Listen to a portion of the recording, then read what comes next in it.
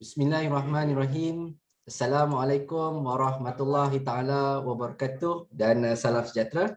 Alhamdulillahirabbil alamin wassalatu wassalamu ala asyrafil anbiya'i wal mursalin wa ala alihi wa sahbihi ajma'in birahmatika ya arhamar rahimin.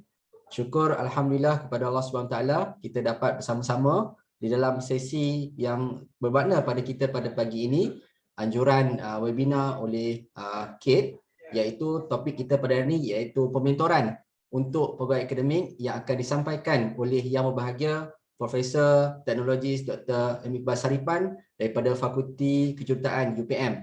Alhamdulillah, syukur pada Allah SWT kita dapat bersama-sama pada pagi ini. Saya memperkenalkan diri saya Muhammad Mursyid Arsyad daripada Fakulti Pengajian Pendidikan UPM. Dan semoga tuan-tuan dan puan-puan, saudara-saudari yang bersama-sama kita pada pagi ini dilimpahi rahmat oleh Allah SWT insya-Allah. Jadi untuk sesi kita pada pagi ini, Yang Berbahagia Prof juga ada bersama kita pada pagi ini. Jadi apa khabar Yang Berbahagia Prof? Sehat ya? Alhamdulillah. Alhamdulillah. Segap bergaya Prof. Alhamdulillah. Sesa kekal muda. Jadi untuk kita pergi ke sesi seterusnya, sebelum saya menjemput Yang Berbahagia Prof untuk kita adakan sesi webinar kita pada pagi ini, jadi izinkan saya untuk memperkenalkan Yang Berbahagia Profesor Iqbal kepada semua, iaitu tak asing lagi Profesor Dr. Iqbal Saripan merupakan mantan timbalan Naib Chancellor Akademik dan Antarabangsa, yang mana beliau mempunyai pengalaman yang sangat luar biasa sebenarnya, pengalaman dari pentadbiran, pengalaman beliau di dalam bidang akademik. Jadi berdasarkan biodata beliau dilahirkan pada 11 Jun 1980, orang Muar. Jadi alhamdulillah lah, beliau sebenarnya banyak melakukan pendidikan yang berkaitan dengan kejuruteraan, yang mana pada peringkat awal pengajian beliau dianugerahkan dengan Bachelor Engineering Electronics Engineering daripada Universiti Teknologi Malaysia, yang mana program tersebut merupakan program antara kerjasama UTM dan MARA pada ketika itu, dan program itu sebenarnya adalah program special pada tahun 2002.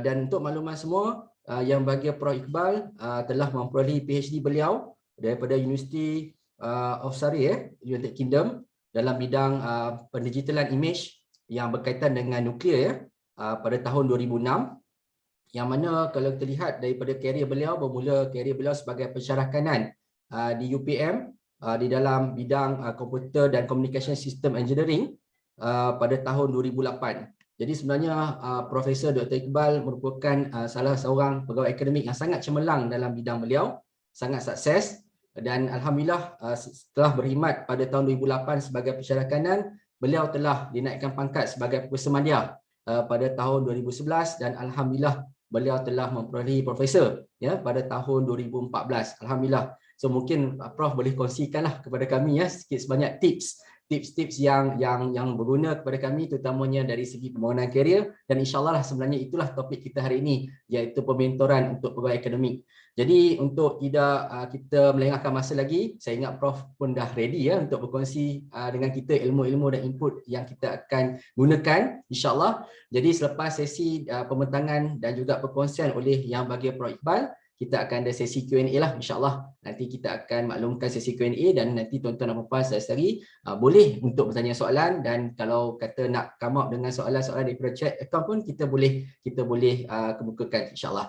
Jadi saya dengan rendah diri ingin menjemput Yang Berbahagia Profesor Teknologis Dr. Muhammad Iqbal Saripan untuk menyampaikan perkongsian beliau berkaitan dengan pementoran untuk pegawai akademik. Silakan Yang Berbahagia Prof. Bismillahirrahmanirrahim. Assalamualaikum warahmatullahi wabarakatuh. Yang saya hormati Dr. Mursyid sebagai MC kita pagi ini, dan juga rakan-rakan daripada KIT dan rakan-rakan daripada seluruh warga UPM yang dapat meluangkan masa pagi ini untuk bersama-sama dalam satu talk anjuran KIT yang kita akan fokuskan hari ini kepada pementoran.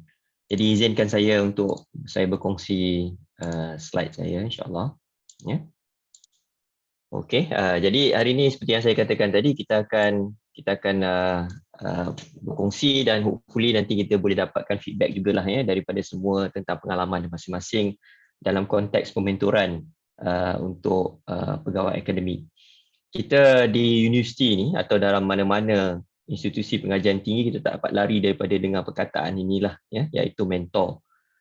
Dan dalam konteks mentoring pun, skop mentoring tu bukan hanya kita kata limited kepada atau terhad kepada pegawai akademik. Tapi mentoring juga kita boleh gunakan konsep yang sama untuk mentoring kepada contohnya pelajar-pelajar PhD kita, ya, pelajar-pelajar yang membuat final project dengan kita, ya, maknanya antara ahli akademik dan pelajar, yang itu satu konteks mentoring yang lain.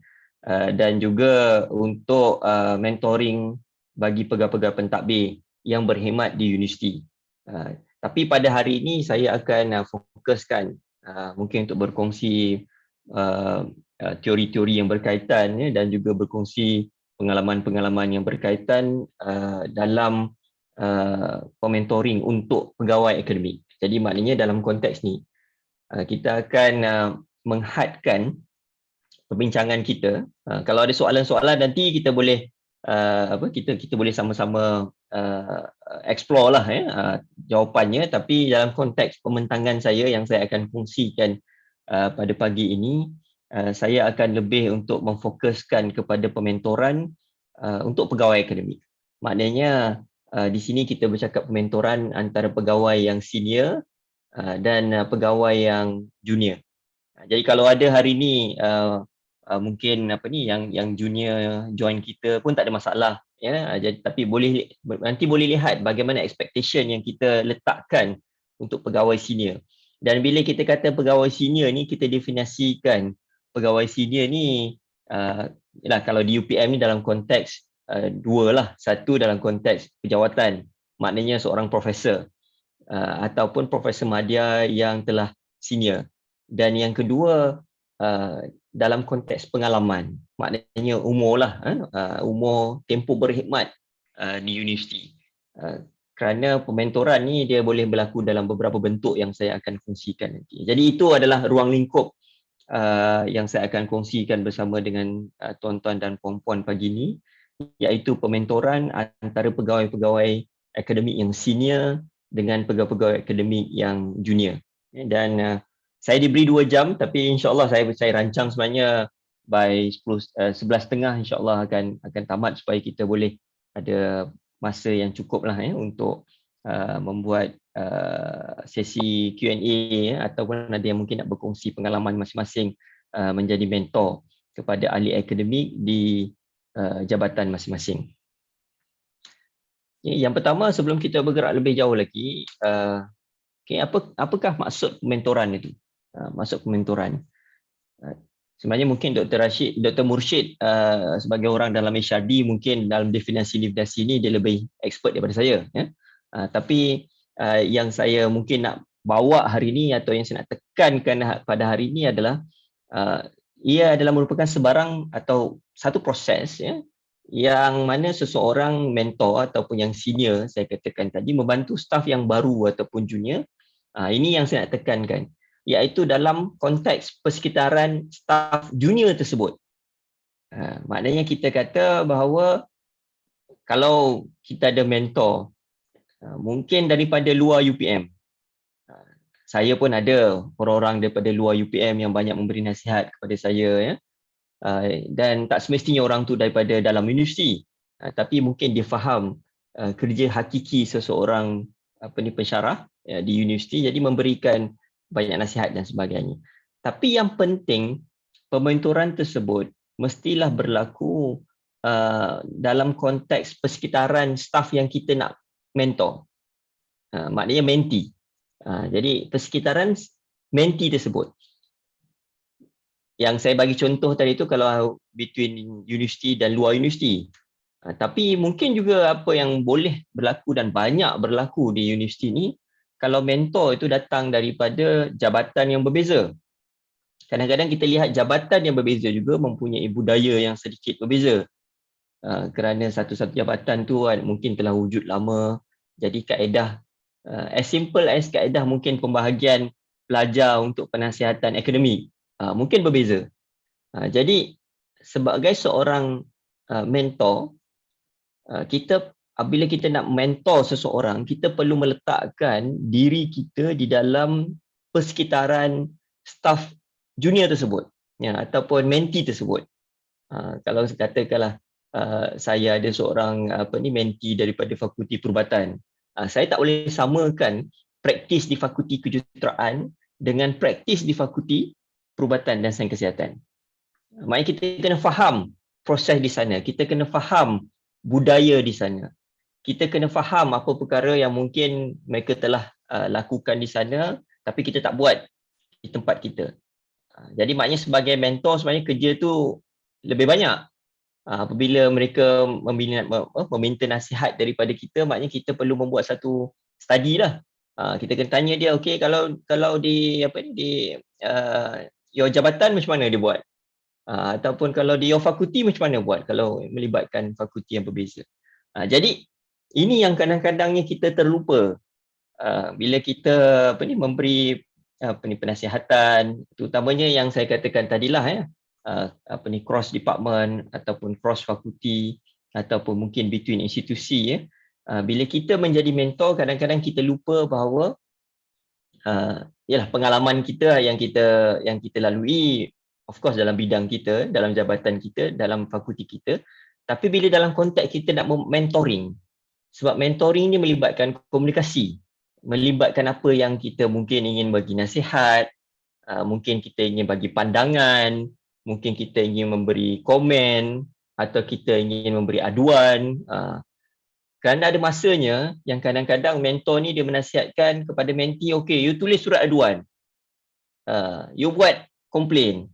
Dan ini secara tak langsung mungkin akan menyejaskan hubungan dalam jangka masa panjang mentee tersebut di dalam institusinya atau di dalam jabatannya. Sebab tu pentingnya kita sebagai mentor untuk meletakkan diri kita dalam persekitaran mentee tersebut. Mentor boleh berada di mana-mana. Saya sentiasa tekankan ini masa saya jumpa pensyarah-pensyarah baru dulu, ya. Masa memegang jawatan, saya sentiasa tekankan bahawa yang pertama, mentor tu tak semestinya seorang. Tak semestinya ini bukan macam satu perkahwinan lah, kan, mesti kahwin dengan seorang aja, kan. Tapi boleh jadi lebih daripada seorang. Mentor tu boleh datang daripada institusi yang sama, yang keduanya datang daripada institusi yang sama atau institusi yang berbeza, jabatan yang berbeza, fakulti yang berbeza. Jadi maknanya bukannya kata kalau seorang mentor tu bila dia dapat seorang mentee tu jadi macam dia punya RA atau jadi macam dia punya postdoc. Semua nak suruh mentee tu buat, isi borang pun nak suruh mentee tu buat. Itu bukan konsep mentor-mentee yang kita nak galakkan dan bina lah di universiti, bukan saja di UPM, tapi secara keseluruhannya di universiti-universiti.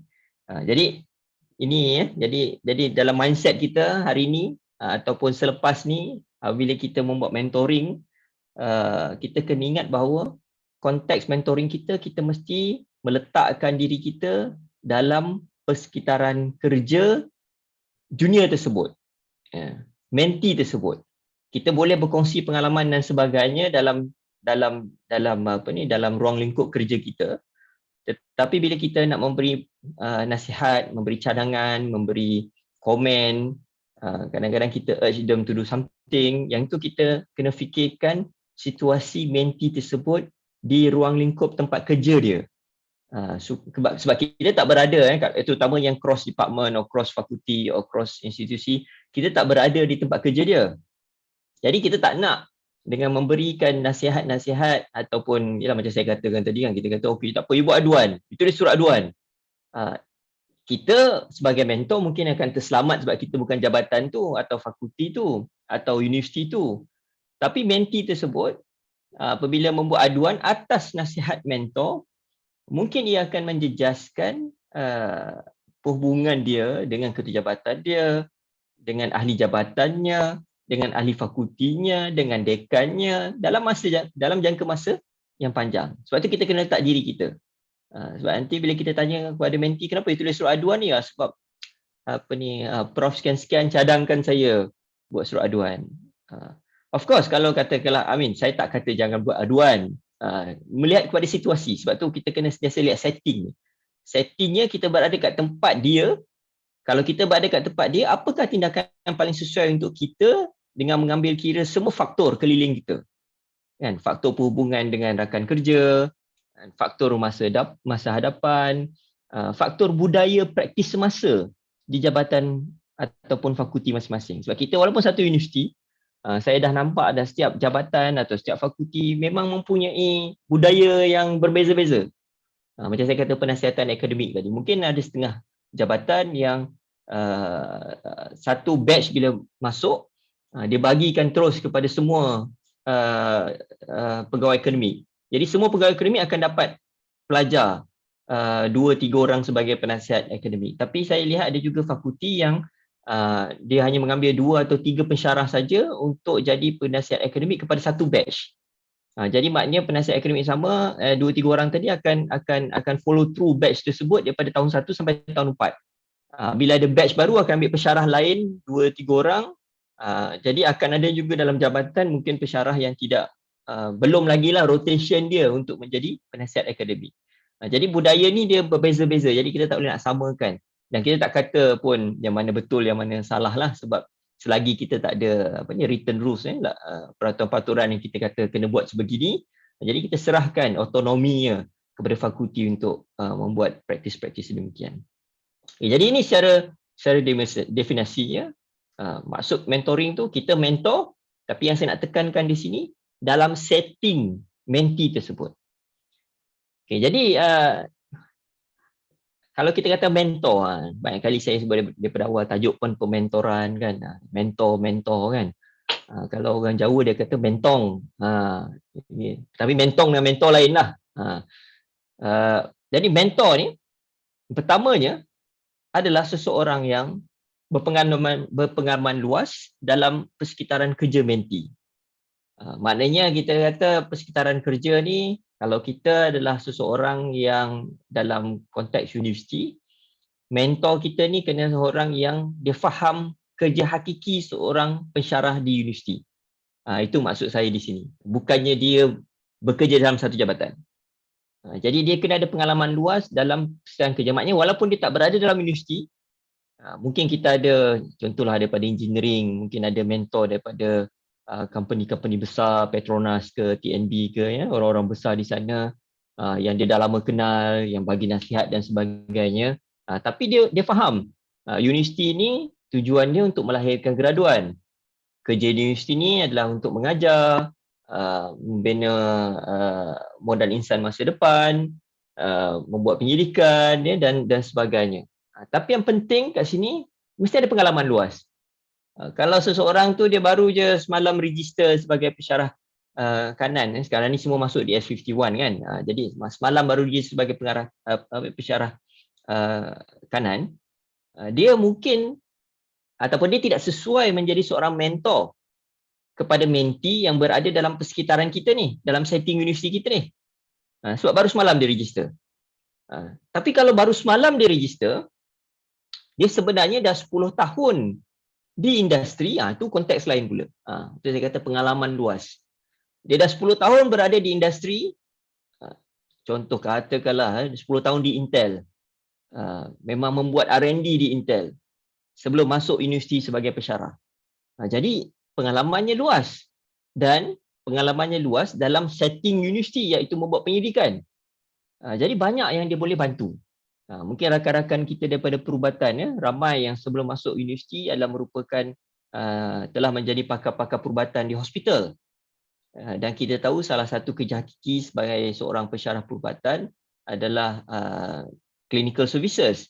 Jadi maknanya bila masuk, walaupun semalam dia masuk, tapi dah 10 tahun dia bekerja di hospital sebagai pegawai perubatan dan seterusnya menjadi pakar perubatan. Jadi ini merupakan satu pengalaman yang dia boleh kongsikan dengan pensyarah yang betul-betul baru masuk. Atau kalau di perubatan ada pensyarah perubatan pelatih. Jadi mungkin dengan maknanya this group of young lecturers ni dia boleh kongsi. Tapi yang pentingnya adalah pengalaman luas dalam bidang kita. Kalau orang tu dia totally lah tak ada pengalaman langsung dalam bidang kita. Contohnya mungkin kita kata apa ni, seseorang dia katakanlah pilot, katakan kan, pilot. Pilot pun mungkin boleh jadi mentor untuk jabatan aerospace di engineering. Tapi katakan pilot nak jadi mentor untuk doktor perubatan, pensyarah perubatan. Itu mungkin tak berapa kena. Ini contohnya, ya. Jadi dia mesti berpengalaman luas dalam persekitaran kerja menti tersebut. Kerana konteks yang saya nak highlightkan hari ini adalah pementoran untuk pegawai akademik. Yang kedua, dia ada pengalaman tadi tu dan dia dah lakukan. Jadi contoh saya kata tadi, seorang pensyarah yang baru semalam dia register sebagai pensyarah kanan, tapi 10 tahun dia dah berada di Intel dalam bidang penyidikan, R&D House Intel. Dia dah buat penyidikan tu. Ini orang putih kata apa? Walk the talk lah. Jadi tak adalah kita sebagai tak adalah kita kata seperti ketam mengajar anaknya berjalan ke depan kan. Sebab dia boleh jalan ke kiri kanan aja. Jadi sebagai seorang mentor, in addition daripada kita ada pengalaman dan kita faham persekitaran kerja menti tersebut, kita dah buat. Kalau kata tulis paper, ni contoh penyidikan, kalau katakanlah perlu tulis paper Q1, kita dah tulis dah paper Q1. Now imagine ya, saya tak pernah lagi tulis paper Q1. Saya ada menti, saya kata, you kalau you nak jadi profesor, you kena tulis paper Q1. Tapi saya tak ada lagi. Jadi apa pandangan kita kalau kita berada di tempat menti tersebut kan? Alah dia ni suruh tulis paper Q1, dia tak pernah tulis paper Q1 kan? Suruh tulis proposal research grant, minta duit daripada industri ke international ke kan, tapi kita tak dah dapat lagi. Jadi macam mana kita nak memberi nasihat yang baik kepada menti kita kalau kita pun belum pernah buat lagi? Itu contohlah ya. Jadi untuk kita menjadi seorang mentor yang berkesan, mentor tersebut adalah seorang yang mesti telah melakukan apa yang dia nak suruh buat. Apa yang perlu dilakukan itu dia dah buat. Dalam konteks pengajaran kita kata OBE kan, kena menilai setiap pelajar, penilaiannya mesti berasaskan kepada hasil OBE, outcome based education. Kita bercakap tentang OBE, menti kita kata you kena evaluate student punya OBE, effective domain. Menti tanya balik, macam mana nak evaluate effective domain? Dia pun tak pernah evaluate effective domain. Kata tak apalah, kata tanya Kate lah dia kata. Jadi kita maknanya sebagai mentor, tugas kita sebenarnya lebih besar. Maknanya kita kena acquire the knowledge and experience, and we have done it. Kita dah buat. Kita dah praktiskan. Dah lakukan apa yang kita nak maklumkan kepada menti untuk mereka lakukan. Itu yang kedua. Yang ketiga, mentor tersebut juga perlulah menjadi contoh tauladan yang baik. Maknanya daripada segi attitude-nya kan. Jadi kita nak menjadi role model. Jadi mentor ni sebagai satu role model. Kalau mentor pun mengular kan, contohlah ya. Jadi macam mana seorang menti nak gunakan tu sebagai tauladan yang baik? Kalau mentor pun contohlah borang SKT tahunan, ELPPT pun tak isi kan. Jadi macam mana sebagai seorang menti kita nak tanya dekat dia, tanya pada mentor macam nak isi borang ni, macam nak tolong isi borang ni. Nanti dia akan jawab tak payah isi lah. Contoh ya. Jadi menjadi mentor mestilah juga merupakan seorang idola lah, role model yang terbaik. But of course kita tahu dalam konteks human being ni, manusia ni ada kekurangan kita kan. As long as kita admit kekurangan kita dan kita maklumkan kepada menti bahawa you jangan buat macam ni. Saya buat macam ni sebab mungkin saya ada alasan, saya ada sebab saya buat. Tapi yang ini you jangan ikut saya. Jangan ikut apa yang saya buat. Contoh, ya. Maknanya untuk menti tu dia jelas. Dia jelas yang mana hitam, yang mana putih. Yang mana perlu ikut, yang mana tak perlu ikut untuk menti. Dia jelas. Sebab menti pun bukannya orang sebarangan kan. Ni kita bukan kata kita menti pelajar-pelajar. Ni menti PhD holders ni. Menti apa ni? Yang hebat-hebat, yang dah berjaya mendapat segulung ijazah PhD dan dah melalui daripada degree master PhD. Jadi yalah, menti pun boleh berfikir. Cuma kita tak nak mereka, kalau kita tahu ada kekurangan kita, kita tahu ada limitation kita, ada yang mungkin kita tak berjaya nak dapat, kita tahu bahawa kita nak dia tahu bahawa jangan ikut macam kita, so that our mentee will become better than us. Tapi yang penting kita kena cuba untuk menjadi satu contoh tauladan yang baik.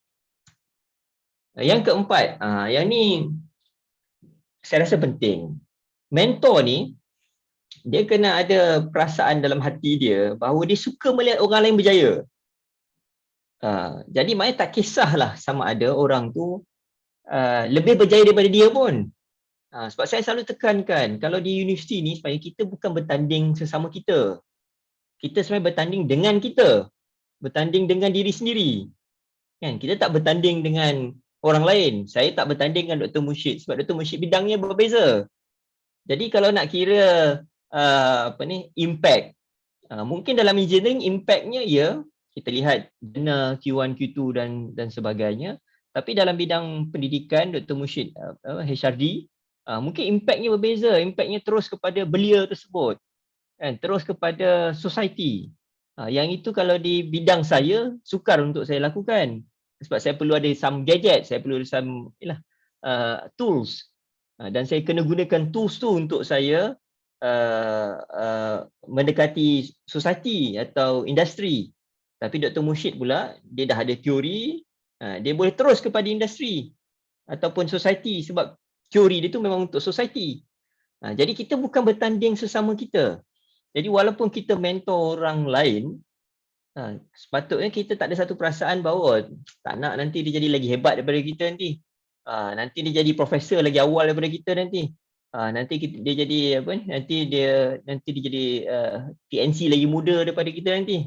Sepatutnya tak ada isu tu. Sebab kita bukan bertanding dengan orang lain, kita bertanding dengan diri kita. Kalau dia pasti kenaikan pangkat terutamanya, kita memang bertanding dengan diri kita. Dan kemudian kita kata jawatan-jawatan tu kita sebenarnya adalah amanah. Sebab kita secara hakikinya kita adalah pensyarah ganan, profesor madya, profesor. Of course profesor tu pula kita ada CBA lah, ya. Itu secara hakiki. Jadi yang ini kita tak bertanding dengan orang lain. Dan bila kita kata kita nak develop seseorang mentee, kita nak develop mereka dalam konteks kerja hakiki ni. Kita bukannya nak menjadi mentor kepada seseorang untuk satu hari menjadi TNC akademik, tak, ya. Atau menjadi Naib Chancellor, nak mentor lah. Saya nak mentor Dr. Mursyid daripada sekarang ni nak jadi Naib Chancellor, kan. Mentoring untuk pegawai akademik bukan konteks itu. Along the way, kita akan acquire skill kepimpinan, leadership skill, kan. Kita akan acquire jaringan dan sebagainya yang mungkin membolehkan kita menjadi salah seorang calon yang akan dipertimbangkan bagi jawatan-jawatan pentadbiran, kejabatan ke, dekan ke dan sebagainya. Tapi pementoran akademik ni adalah lebih kepada hakiki kita.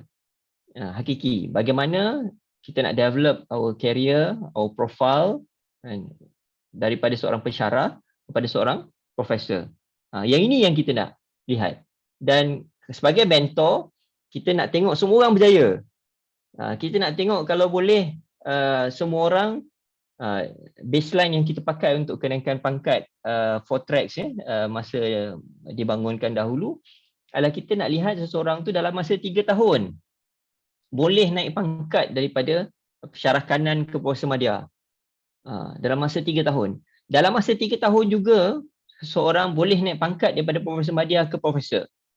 Maknanya baseline kita tu kita letak minimum tu, maknanya by right kalau betul-betul menjalankan kerja dengan baik, outstanding, excellent, 3 tahun dah boleh naik pangkat.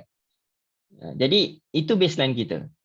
So sebagai seorang mentor, bila kita dapat seorang mentee, sama ada been assigned to us ataupun memang mentee secara semula jadi, kita nak didik mereka supaya mereka okey, saya nak 3 tahun lagi you jadi Profesor Madya. Saya boleh dikatakan mentor pertama saya lah masa masuk dulu arwah Radin, arwah Datuk Radin.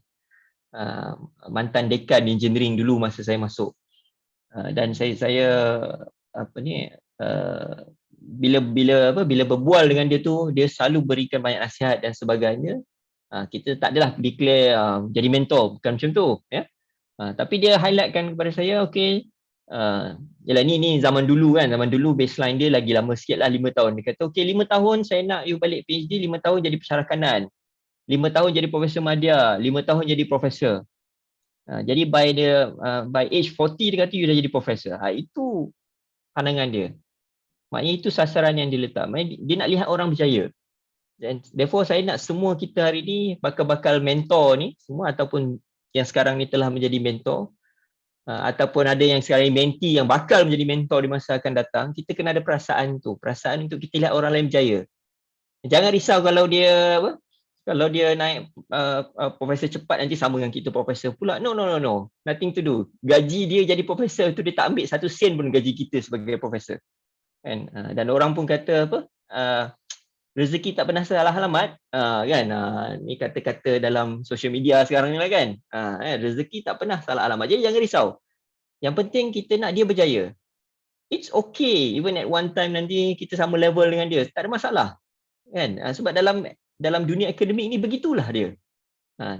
So kalau tak nak sama level, nanti lepas pencen jadi profesor emeritus, itu lain lah. Tapi kena pencen dulu. Yang seterusnya adalah kita mesti profesional dalam kerjaya kita. Maknanya bila kita kata profesional dalam kerjaya kita ni, kita sebagai seorang pensyarah, kita mesti kerja dalam bidang pensyarah ni, kita be profesional. Bukannya contoh, ini contoh, kita sebagai pensyarah pada masa yang sama kita juga buat takaful katakan, ya. Contoh, saya bukan merendah-rendahkan profession, ya. Saya nak kata nak konteks profesional dalam kerjaya ni untuk kita bagi nasihat mentoring. Sebab kenapa saya letakkan ini sebagai satu contoh, kerana saya tak nak kita jadi mentor, kita kata dekat dia, you kalau nak duit lebih nanti you buat part time lah sebagai takaful, jadi lecturer ni bukannya dapat duit banyak sangat. Saya tak nak begitu, sebab kita nak mentor seseorang untuk meningkatkan kerjayanya dalam bidang. Jadi kita kena be professional dalam kerjaya kita. Jadi bukannya seseorang mungkin nampak dia nampak pakai kereta Lamborghini ke, dia kan masuk universiti kan, kita nak jadi mentor kita. Tapi bila mentor kita bercakap dengan kita sebagai mentee, dia kata jadi lecturer macam takkan nak beli Lamborghini kan, sebenarnya saya ada kerja ni. Okay, you jadi saya punya mentee, nanti you pun boleh pakai Lamborghini juga. Itu nasihat lain, tapi luar konteks pementoran akademik lah. Jadi kita kena be professional dalam kerjaya kita. Bila kita mentor seseorang mentee tu, dia mesti dalam kerjayanya, which is akademik. Jadi yang lain-lain yang part time dan sebagainya tu, yang itu kita by right kena fikirkan pembangunan kerjaya mentee tu. Jadi saya tak nak bercakap tentang kerja luar dan sebagainya lah. Tapi yang penting bila kita memberikan penasihatan sebagai seorang mentor, kita adalah mesti seorang mentor yang profesional dalam kerjaya kita. Jangan pula bagi nasihat yang lain daripada luar ruang lingkup kerjaya kita. Ya. Seterusnya, yang ni mungkin saya nak kaitkan juga dengan tadilah, melihat orang lain berjaya. So, kita kena mengutamakan kejayaan mentee lebih tinggi daripada kejayaan diri sendiri. Apa maksudnya di sini? Di sini adalah kadang-kadang apa yang berlaku, seseorang tu dia jadi Profesor Madya atau dia dah jadi profesor. Jadi sebenarnya bila dah jadi profesor, it's no longer about ourselves. Bukan tentang diri kita lagi, tapi tentang bagaimana kita nak bantu untuk membangunkan universiti. Bila kata bantu membangunkan universiti ni, termasuklah bantu dalam konteks mentoring, maknanya bantu membangunkan next generation of leaders. It's not all about ourselves anymore bila dia jadi seorang profesor. It's about helping others. Jadi kita kena maknanya mengutamakan kejayaan mentee kan. Bila kita dah tiba level ya, mentor yang senior ni lebih tinggi daripada kejayaan diri sendiri. Ada ramai saya lihat mentor-mentor yang terbaik dalam UPM ni kan, bila dia contohlah bila dia nak membangunkan satu-satu projek pendidikan, dia bawa sekali mentor dia, dan akan ada tiba masanya yang bawa sekali mentinya, dan akan ada tiba masanya yang mana mentinya tu kemudian akan diminta untuk lead the project. Dia pula jadi ahli. Ini dalam konteks ni yang saya nak katakan tadi, maknanya tak adalah sepanjang masa daripada mula berkenalan mentee tu kan, sampailah 3-4 tahun, 5 tahun mentee tu tak pernah dapat peluang. Semuanya tentang diri mentor. Maknanya dia tak mengutamakan kejayaan mentee tu dalam hubungan mentor-mentee ni. Ya. Okay. Yang seterusnya, yang ketujuh adalah ikhlas lah. Kenapa saya letakkan ikhlas ni di sini? Sebab mentor-mentee ni dia tak ada ganjaran. Ganjarannya mungkin di akhirat nantilah. Dia tak ada, okeylah. Saya lantik Dr. Mushik jadi mentor selama 3 tahun, allowance-nya RM500 satu bulan, tak ada. Jadi mentor ni kena ikhlas. Kalau pelantikan secara rasmi pun menerima tu secara ikhlas, sebab tak ada perks tambahan. Dia jadi kerja tambahan tapi tak ada ganjaran tambahan. Jadi kita kena lihat dalam konteks kepuasan dirilah. Maknanya puas untuk melihat orang lain berjaya. Sebab tu kena ikhlas. Sebab kalau tak ikhlas nanti, alamak, saya jumpa mentee je, mentee minta belanja. Kan? Takkan bila keluar nak suruh mentee belanja pula kan, sebab mentee pesara kanan, mentor profesor. Tapi mentee ni asyiklah ajak mengetih kan. Maknanya dia melihat tu sebagai satu beban. Satu beban tambahan. Dia bukan melihat tu sebagai hubungan mentor-mentee, hubungan penerakan sekerja dan sebagainya. Dan kita pun, alamak, dia ni mesti nak cerita lagi masalah dia ni kan. Jadi kita lihat tu sebagai beban. Kita tak lihat tu sebagai satu usaha untuk kita bantu membentuk generasi pemimpin seterusnya bagi universiti. Therefore saya letak ni sebagai satu perkara yang penting, bahawa mentor adalah seseorang yang kena ikhlas. Ikhlas dalam buat kerja. Jadi kalau kita kata kita tak bolehlah ni beban kepada saya, jangan terima mentee tersebut. Supaya tak adalah nanti mentee tu terhuyung hayang kan. Okey, dan yang terakhir, mentor tersebut juga mestilah seseorang yang tiada kepentingan diri. Saya tak terima seseorang mentee itu untuk kepentingan diri saya. Itu maksudnya. Tak. Sebab tu saya katakan awal tadi, mentee ni dia bukannya kita punya research assistant. Dia bukannya kita punya postdoc. Yang mana, okey, saya nak 5 mentee lah, senang. Setiap mentee tulis setiap seorang satu research proposal. Semua nama saya jadi ketua, saya dah ada 5 research proposal. Saya sebagai ketua. Itu kepentingan diri.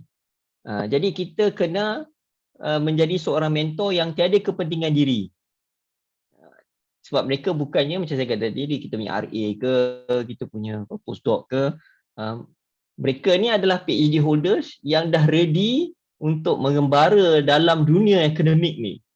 Dan kita menjadi seorang yang memimpin mereka dalam dunia pengembaraan ni.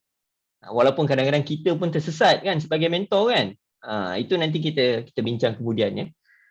Okey, seterusnya. Definisi mentee pula. Mentor tadi saya letak 8. Tapi mentee ni saya kecilkan kepada 5. Yang pertama, bila kita kata mentee, orang tu mestilah baru. Jadi bila kita kata baru, memasuki alam pekerjaan, maknanya suasana baru. Jadi contoh saya bagi tadi, seseorang tu baru semalam dia register sebagai pensyarah kanan. Bila dia register semalam sebagai pensyarah kanan, dia memasuki alam pekerjaan dalam suasana yang baru. Jadi kita perlukan seseorang untuk mentor dia. Dia baru masuk ni dalam hutan ni, hutan pengembaraan dunia akademik ni. Jadi kita nak kena pimpin dia. Itu yang pertama. Yang kedua, walaupun dalam konteks satu lagi tadi tu, bahawa dia dah 10 tahun di industri, semalam baru masuk. Jadi mungkin daripada segi research dia dah hebat. Tapi daripada segi pengembaraan dalam dunia akademik ni dia baru. Dia juga perlu di mentor. So dalam erti kata lain, dia mungkin boleh menjadi peer mentor kepada orang lain sebab dia dah 10 tahun pengalaman membuat penyidikan, tapi dia sendiri pun perlu dimentor dalam dunia akademik. Jadi ini definisi yang pertama, ya. Mentee adalah seseorang yang baru masuki alam pekerjaan. Suasana tu baru. Yang kedua, mentee juga mestilah seseorang yang ada keinginan untuk belajar daripada pengalaman. Sebab kita baru masuk. Bila kita baru masuk, kita tak tahu apa yang kita diminta atau what's the expectation. Ekspektasi untuk kita sebagai pegawai akademik kita tak tahu. Jadi kita ingin belajar daripada pengalaman. Jadi kalau belajar daripada textbook tu senang, kan? Okey, kalau saya kata perkara penting yang mentee semua perlu belajar adalah peraturan-peraturan akademik pra-siswazah dan pasca-siswazah. Yang itu senang sebab boleh baca.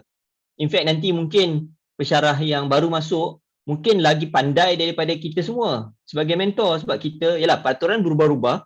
Mereka baca peraturan yang paling terkini. Bila bincang kita kata, bukannya macam ni ke? Dia kata taklah. Peraturan ni meletakkan peraturannya tertulis begini. Dia bagi peraturan yang mana boleh baca, yang tu fine. They could be better than us. Tapi daripada persegi pengalaman, yang ini yang tak dapat dibeli. Yang ini yang tak dapat untuk dikongsi dalam buku-buku peraturan sedia ada. Jadi seorang mentee mestilah seseorang yang ingin belajar daripada pengalaman. Maknanya tambahan daripada belajar daripada buku, prosedur-prosedur dan sebagainya. Dr. Mursyid dengar saya okey ke? Jelas ke? Sebab kadang-kadang saya nampak okey. Sebab kadang-kadang saya nampak muka Dr. Mursyid tu macam stuck sikit. Saya takut saya punya internet yang tak berapa bagus. Okey Prof, jelas. Okey, alright. Terima kasih. Okey, seterusnya juga mentee mestilah juga seseorang yang berkemahuan untuk berjaya. Ya, jelas setiap orang by right, bila kita dapat satu tanggungjawab ni, satu career kita ni yang kita nak develop, habis PhD masuk jadi pensyarah ni, satu career kita semua nak berjaya, kan? Tapi mungkin ada juga yang saya lihat dia masuk sebagai pensyarah ni hanya sebagai safety net, sebab mungkin pasangannya sebenarnya dah ada kerja yang hebat-hebat dekat luar, jadi masuk sebagai pensyarah ni sebagai safety net, nak masuk untuk dapat kerja je. Jadi bila kita tanya, bila nak apply Profesor Madya ni, tak apalah, saya nak pensyarah kanan aja, kan. Jadi pencen pun sebagai pensyarah kanan aja. Tak apa, ni sebenarnya sebab pasangan saya dia dah kerja hebat dekat luar, jadi saya just nak ni je, relax je sebagai pensyarah. Yang ini susah kita nak mentor, kan. Sebab bila kita nak kata you patut buat ni, kita tak apalah, tak yalah, saya buat yang minimum aja, kan. Gaji siapa-siapa buat lebih, yang gaji yang minimum sama aja eventually, kan. Jadi yang ini susah kita nak mentor. Jadi mentee juga mestilah seseorang yang dia ada kemahuan untuk berjaya. Maknanya mentee ni dia suka bila dia dapat tengok contoh-contoh orang yang dah berjaya. Sebab kalau boleh dia nak follow, kan. Kita di UPM ni, setahu saya profesor termuda umur 32. Dua orang setahu saya, yang Prof Abang dulu di engineering daripada pencen, dan Prof Zahrin, ya. Kalau ni Prof Zahrin saya sure. Jadi setahu saya dua orang ni sekurang-kurangnya adalah yang dapat profesor pada umur 32. Jadi sebagai mentee ni, dia kata, macam mana ni dia orang yang boleh dapat profesor umur 32, nak cubalah. And there's a popular saying juga, kan, aim for the stars, even if you fail you'll land among the skies. Maknanya kalau tak dapat 32, dapat 33 pun okey dah lah, kan. Dapat 34 pun atau dapat bawah 40 pun okey dah, sangat-sangat tu, kan. Tapi yang penting kita ada kemahuan untuk berjaya. Kita suka, ni sebagai mentee, mentee suka untuk melihat orang berjaya. Dia tak rasa iri hati, dia bukan kata, macam mana dia ni dapat profesor umur 32 ni, ini mesti ada kabel ni, kan. Yang itu kita tak nak, kan. Sebagai seorang mentee patut melihat contoh-contoh orang yang berjaya di universiti dalam konteks yang positif. Dan saya sebenarnya kalau kita tengok bilangan profesor antara RU pun, last time saya check the statistik dengan Majlis Profesor Negara, UPM yang paling rendah. Sekarang ni saya tak pastilah, itu saya ingat saya check 3-4 tahun lepas lah, bilangan profesor di kalangan RU. UPM yang paling rendah. Jadi maknanya susah jadi profesor di UPM. Ini 3-4 tahun lepas. Sekarang ni saya tak pasti. Jadi maknanya kalau kita ambil konteks ni sebagai seorang menti, dalam keadaan susah nak jadi profesor ni pun ada profesor yang umur 32 boleh jadi. Boleh dapat jadi profesor. Jadi mesti ada something yang kita boleh belajar daripada dia. Ini adalah apa yang patut adalah dalam diri seorang menti. Jadi dia kena ada kemahuan untuk berjaya, barulah mentor menti ni akan berjaya. Kalau tidak, takkan berjaya. Kalau menti ni jenis yang macam saya katakan dia, tak apalah syarah kanan kan, saya pun pencen syarah kanan pun tak apa. Kalau dia tak ada kemahuan untuk berjaya, kita susah kan. Dalam Al-Quran pun ada cakap surah Ar-Ra'd 2 ayat 11 kan, Allah takkan merubah nasib suatu kaum melainkan mereka ubah nasib mereka sendiri. Jadi maknanya kita nak kena ada motivasi dalaman dalam diri menti, barulah boleh hubungan mentor-menti ni berjaya, barulah kemudiannya menti tu boleh gunakan pengalaman untuk lebih berjaya daripada mentor. Okay.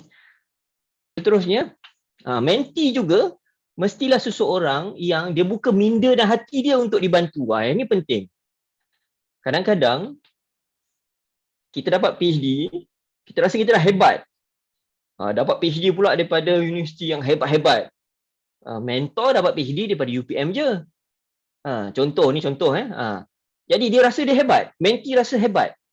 Jadi bila rasa dia lagi hebat daripada orang lain, ini susah kita nak bantu. Kan? Jadi seorang menti untuk berjaya dalam hubungan mentor-menti ni, dia mesti ada juga seorang yang dia kena buka minda dia dan hati dia untuk dia dibantu oleh mentor. Kan? Dia bukannya hanya disebabkan oleh dia ada satu credibility yang dia rasa dia lagi hebat daripada mentor, maka dia kata no, kata ni tak sesuai jadi saya punya mentor ni. Saya tak nak ni mentor oleh orang ni. Ni being arrogant ni tak sesuai dalam hubungan mentor-menti ni. Dia tak faham bahawa setiap orang ada rezeki masing-masing. Mungkin masa tu, contohlah masa tu mungkin tak ada peluang nak buat PhD kat luar negara masa tu. Kalau sekarang ni memang scholarship keluar negara untuk pensyarah pun sangat limited untuk buat PhD. Kan? Jadi situasinya berbeza-beza. Tapi that doesn't mean dia lagi pandai daripada mentor dia. Jadi ini perlu ada. Maknanya kalau kita nanti di-assign seorang menti, kita kena katakan pada menti tu, maknanya dia kena buka minda dan hati dia untuk bersama-sama kita mengembara dalam dunia akademik ni. Kita masuk hutan ni sama-sama, kita dah tahu dah laluan mana yang kita nak kena ikut, kita dah tahu dah dekat mana ada parit, dekat mana ada longkang, dekat mana ada ular, kita dah tahu. Jadi kita nak bawa dia sama-sama. Jangan dia masuk-masuk hutan sama-sama, ni tak pandai lah ni, saya pergi sendirilah. Nanti dia jatuh dalam lubang, jatuh dalam perangkap yang dia tak boleh nak naik balik nanti. Jadi dia kena buka minda dan hati dia untuk dibantu. Dan menti jugalah seorang yang dia kena hormat orang lain. Dia kena hormat seorang mentor. Of course kita di Malaysia ni dan kita setting kita, masyarakat kita ni, of course kita tak macam di barat. Kalau di barat saya punya supervisor pun saya panggil nama aje, Maria. But still that doesn't mean kita tak menghormati. Kan? Tapi itulah budaya di sana. Tapi kita di Malaysia ni tak adalah kita kita panggil mentor kita tu first name dia je kan. That doesn't happen here in Malaysia lah kan. Sebab kita ada budaya kita yang berbeza. Jadi tapi regardless sama ada kita panggil dia profesor ke, kita panggil mungkin kadang-kadang kita very close kan, kita panggil dia doktor ke kan. Kalau yang perempuan mungkin kita panggil dia akak ke kan, dalam jabatan kan, sebagai satu keluarga kan. Jadi yang penting kita kena hormat satu sama lain. Dan hormat ni dia sebenarnya mutual. Menti hormat mentor dan in return mentor pun hormat menti. Jadi junior dan senior ni dia kena ada mutual respect. Barulah hubungan mentor-menti ni akan berjaya. Okay. Jadi bagaimana proses pementoran ini akan berlaku ataupun bermula? Saya pecahkan kepada dua kategori dalam setting kita di universiti ni. Satu adalah pementoran yang memang secara rasminya kita dilantik. Bila kita kata secara rasminya dilantik, selalunya yang pertama ada dalam borang permohonan penjawatan kita.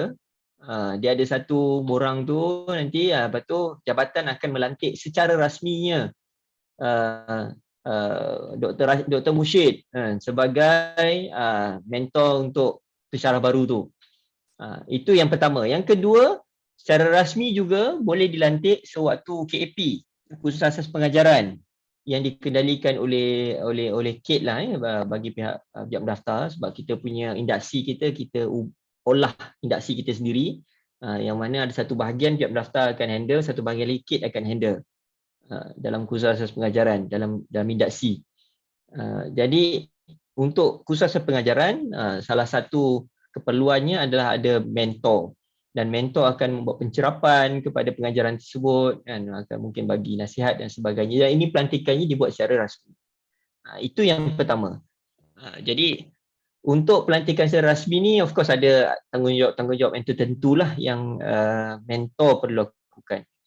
Tapi banyak sebenarnya antara kita yang masa kita menjadi mentee dulu, kita menjadi mentee secara tidak rasmi kepada seorang mentor yang tidak rasmi. Maknanya bila kita ada satu hubungan baik antara junior dan senior, kita banyak berbincang, kita banyak mendapatkan pandangan, kita banyak dapatkan pencerahan daripada seseorang yang senior, maka hubungan itu berlaku dan bermula sebagai satu like relationship, dia menjadi mentor-mentee relationship. Sebagai satu hubungan yang ringan, kita kenal aja. Tapi kemudiannya kita rasa sebagai mentee, kita kenal staff senior ni, tapi kemudian kita rasa kagum dengan dia. Kita rasa kita nak belajar banyak dengan dia. Kita ajak dia pergi minum, kita dapatkan pandangan dia, bila kita ada masalah kita tanya dia. Jadi ia berlaku secara tidak rasmi. Maka dalam konteks kita dalam universiti ni, dua-dua ni kena berlaku.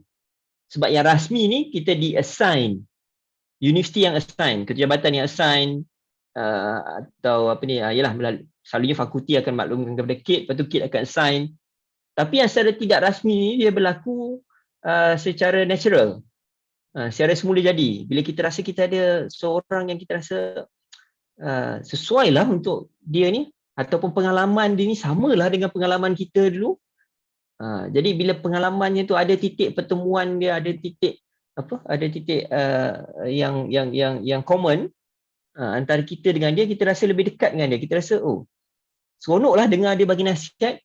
Jadi hubungan ni menjadi hubungan yang tidak rasmi. Itu yang saya katakan tadi, mentor pertama saya consider dalam UPM ni adalah arwah Datuk Radin. Tak adalah ada satu surat dia menjadi mentor kepada tak, kan. Tapi dikala orang lain, sebab arwah Datuk Radin ni masa menjadi dekan dulu tegas. Jadi kalau tanya kawan-kawan yang lain siapa-siapa dia ada dulu, takut nak pergi jumpa dia.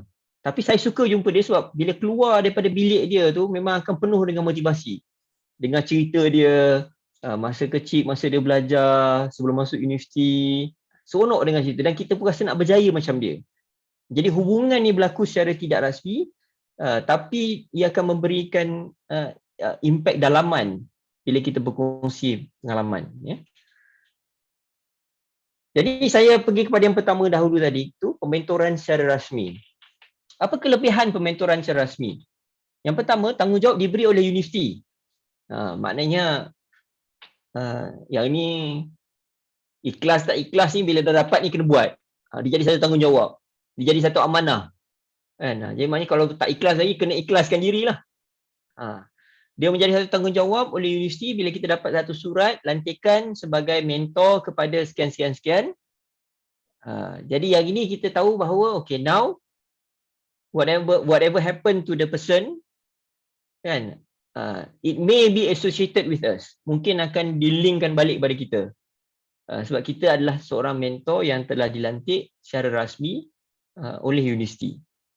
Itu yang pertama. Maknanya kelebihannya dia menjadi satu tanggungjawab rasmi. Menjadi satu kerja rasmi. Sebab pelantikannya dibuat secara rasmi. Itu yang pertama. Yang kedua,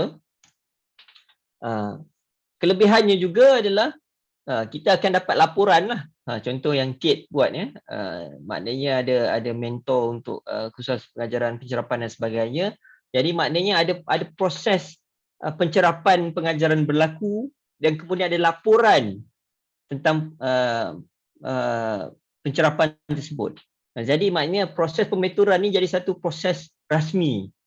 Ada pelantikan, dapat tanggungjawab, ada kerja yang perlu dilakukan, aktiviti yang perlu dilakukan dan akan ada laporan. Okay? Dan yang ketiga, disebabkan ini adalah merupakan satu bentuk tugas rasmi atau kerja rasmi, maka akan ada pengiktirafan yang akan diberikan oleh universiti. So pengiktirafan yang bagaimana? Satu contoh yang saya rasa paling mudah, tuan-tuan dan puan yang dah pergi mungkin interview ke profesor terutamanya, nanti dia akan soalan yang sangat popular adalah siapa mentee? Do you work in group, dalam research group? Jadi maknanya walaupun pengiktirafan tu bukanlah dalam bentuk markah SKT ke kan, dapat APC sebab jadi mentor ke kan, tapi actually directly and indirectly ia akan membolehkan kita menonjolkan diri kita sebagai seorang yang telah membangunkan modal insan masa hadapan atau pemimpin masa hadapan untuk universiti. Jadi maknanya kita akan dapatlah pengiktirafan tersebut. Itu kelebihan pementoran secara rasmi. Kalau secara tidak rasmi juga adalah kelebihan pementoran secara rasmi adalah pertamanya hubungan tu dibuat berdasarkan kepada keserasian. Jadi ia akan lebih berpanjangan. Kan? Maknanya sebab kita serasi dengan dia. Saya katakan tadi kan, mungkin pengalaman kita ada yang common dengan mentee tu. Jadi hubungan kita dengan mentee tu akan jadi lebih rapat sebab ada pengalaman yang common. Ataupun ada hobi yang sama. Dua-dua suka main golf. Okeylah, jom hujung minggu ni kita pergi padang golf UPM, satu flight. Kan? Jadi maknanya hubungan tu dia akan lebih berpanjangan dan dia akan tidak terhad kepada 8 pagi 5 petang waktu kerja di UPM saja. Mungkin dia akan dipanjangkan kepada jemputan open house hari raya ke kan. So hubungan tu berdasarkan kepada keserasian. Itu yang pertama. Yang kedua, pelbagai pengalaman dapat dipelajari. Sebab bila kita buat secara tak rasmi ni, kita tend to be a little bit open. Maknanya kita lebih terbuka. Jadi banyak yang mungkin kita boleh cerita apa yang kita lalui sebagai seorang pensyarah sehinggalah sekarang ni sampailah tu level yang boleh menjadi mentor. Banyak kita boleh cerita. Mungkin juga bila dah sangat serasi tu kita boleh cerita tentang keluarga kita, tentang kehidupan masa kecil kita kan, tentang mungkin kalau ada titik-titik hitam yang berlaku throughout our career kan, pengalaman-pengalaman yang tak berapa baik. Kalau saya ambil contoh analogi masuk hutan tadi kan, mungkin pengalaman kita dipatuk ular kan, yang itu kita boleh cerita. Kalau hubungan tu tak serasi, kalau hubungan tu bentuk rasmi, kita akan tend to have more reservation. Kita tak nak cerita benda-benda yang mungkin memalukan sikit diri kita lah.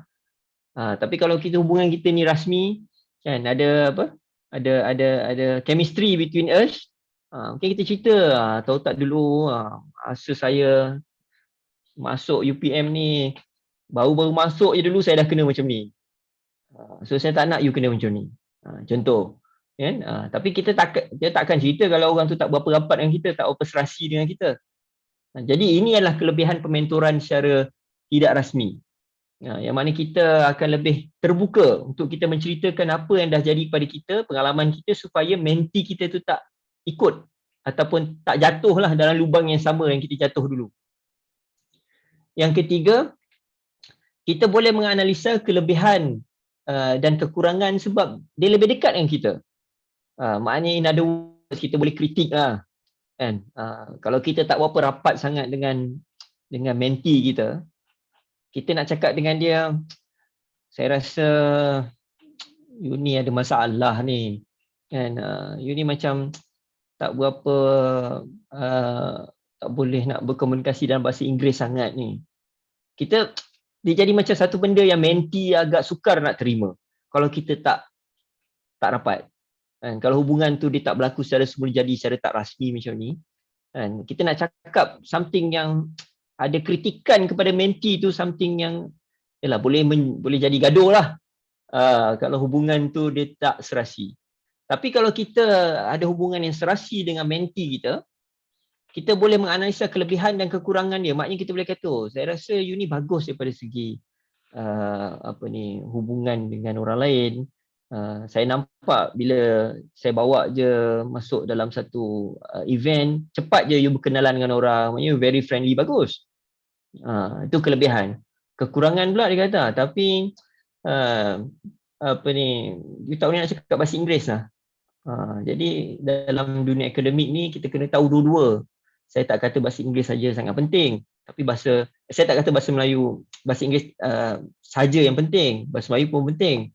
Tapi maknanya dua-dua ni kita kena excel dalam ni supaya kita boleh pergi kepada peringkat seterusnya global. Sebab bila kita nak present paper dekat overseas, takkan nak present dalam bahasa yang bahasa Melayu sebab tak ada translator waktu conference kan. Jadi itu bentuk-bentuk kritikan. Jadi kalau kita tidak kalau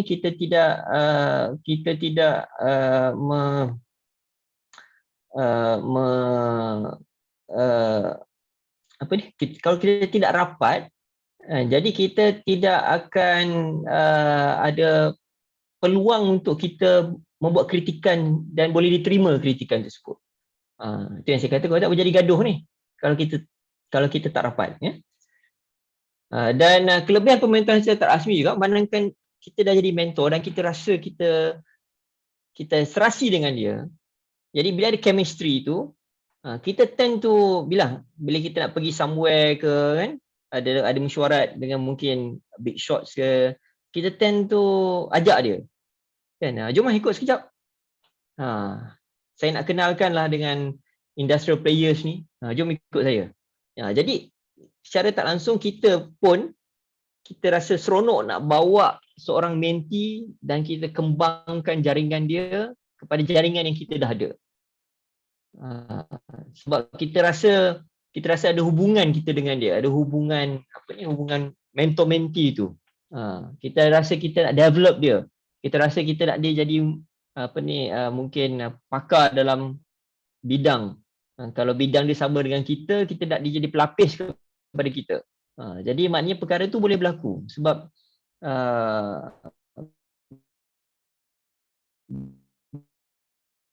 bila kita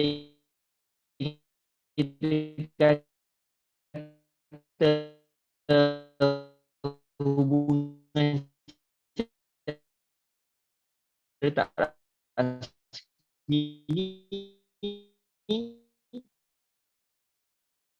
hubungannya baik, chemistry ada dan kita jadi tak.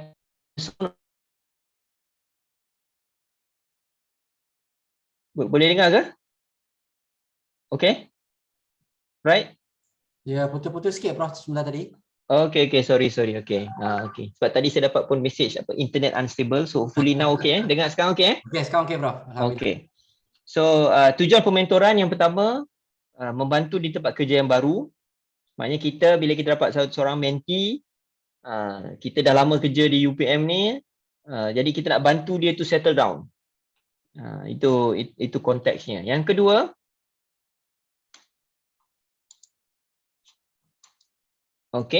berkongsi jatuh dan bangun seseorang ahli akademik. Ini yang saya katakan tadi tu, kalau kita dah jatuh dalam lubang tu, kita tak nak mentee kita jatuh lubang yang sama. Jadi kita nak kongsi dengan dia pengalaman daripada awal masuk universiti, bagaimana of course setting berbeza, masa berbeza, maka keperluan dan expectation mungkin berbeza, tapi kita kongsi dengan dia pengalaman kita. Dan sebagai seorang mentee yang ni mentee kita bijak-bijak belaka ni, semua ada PhD ni.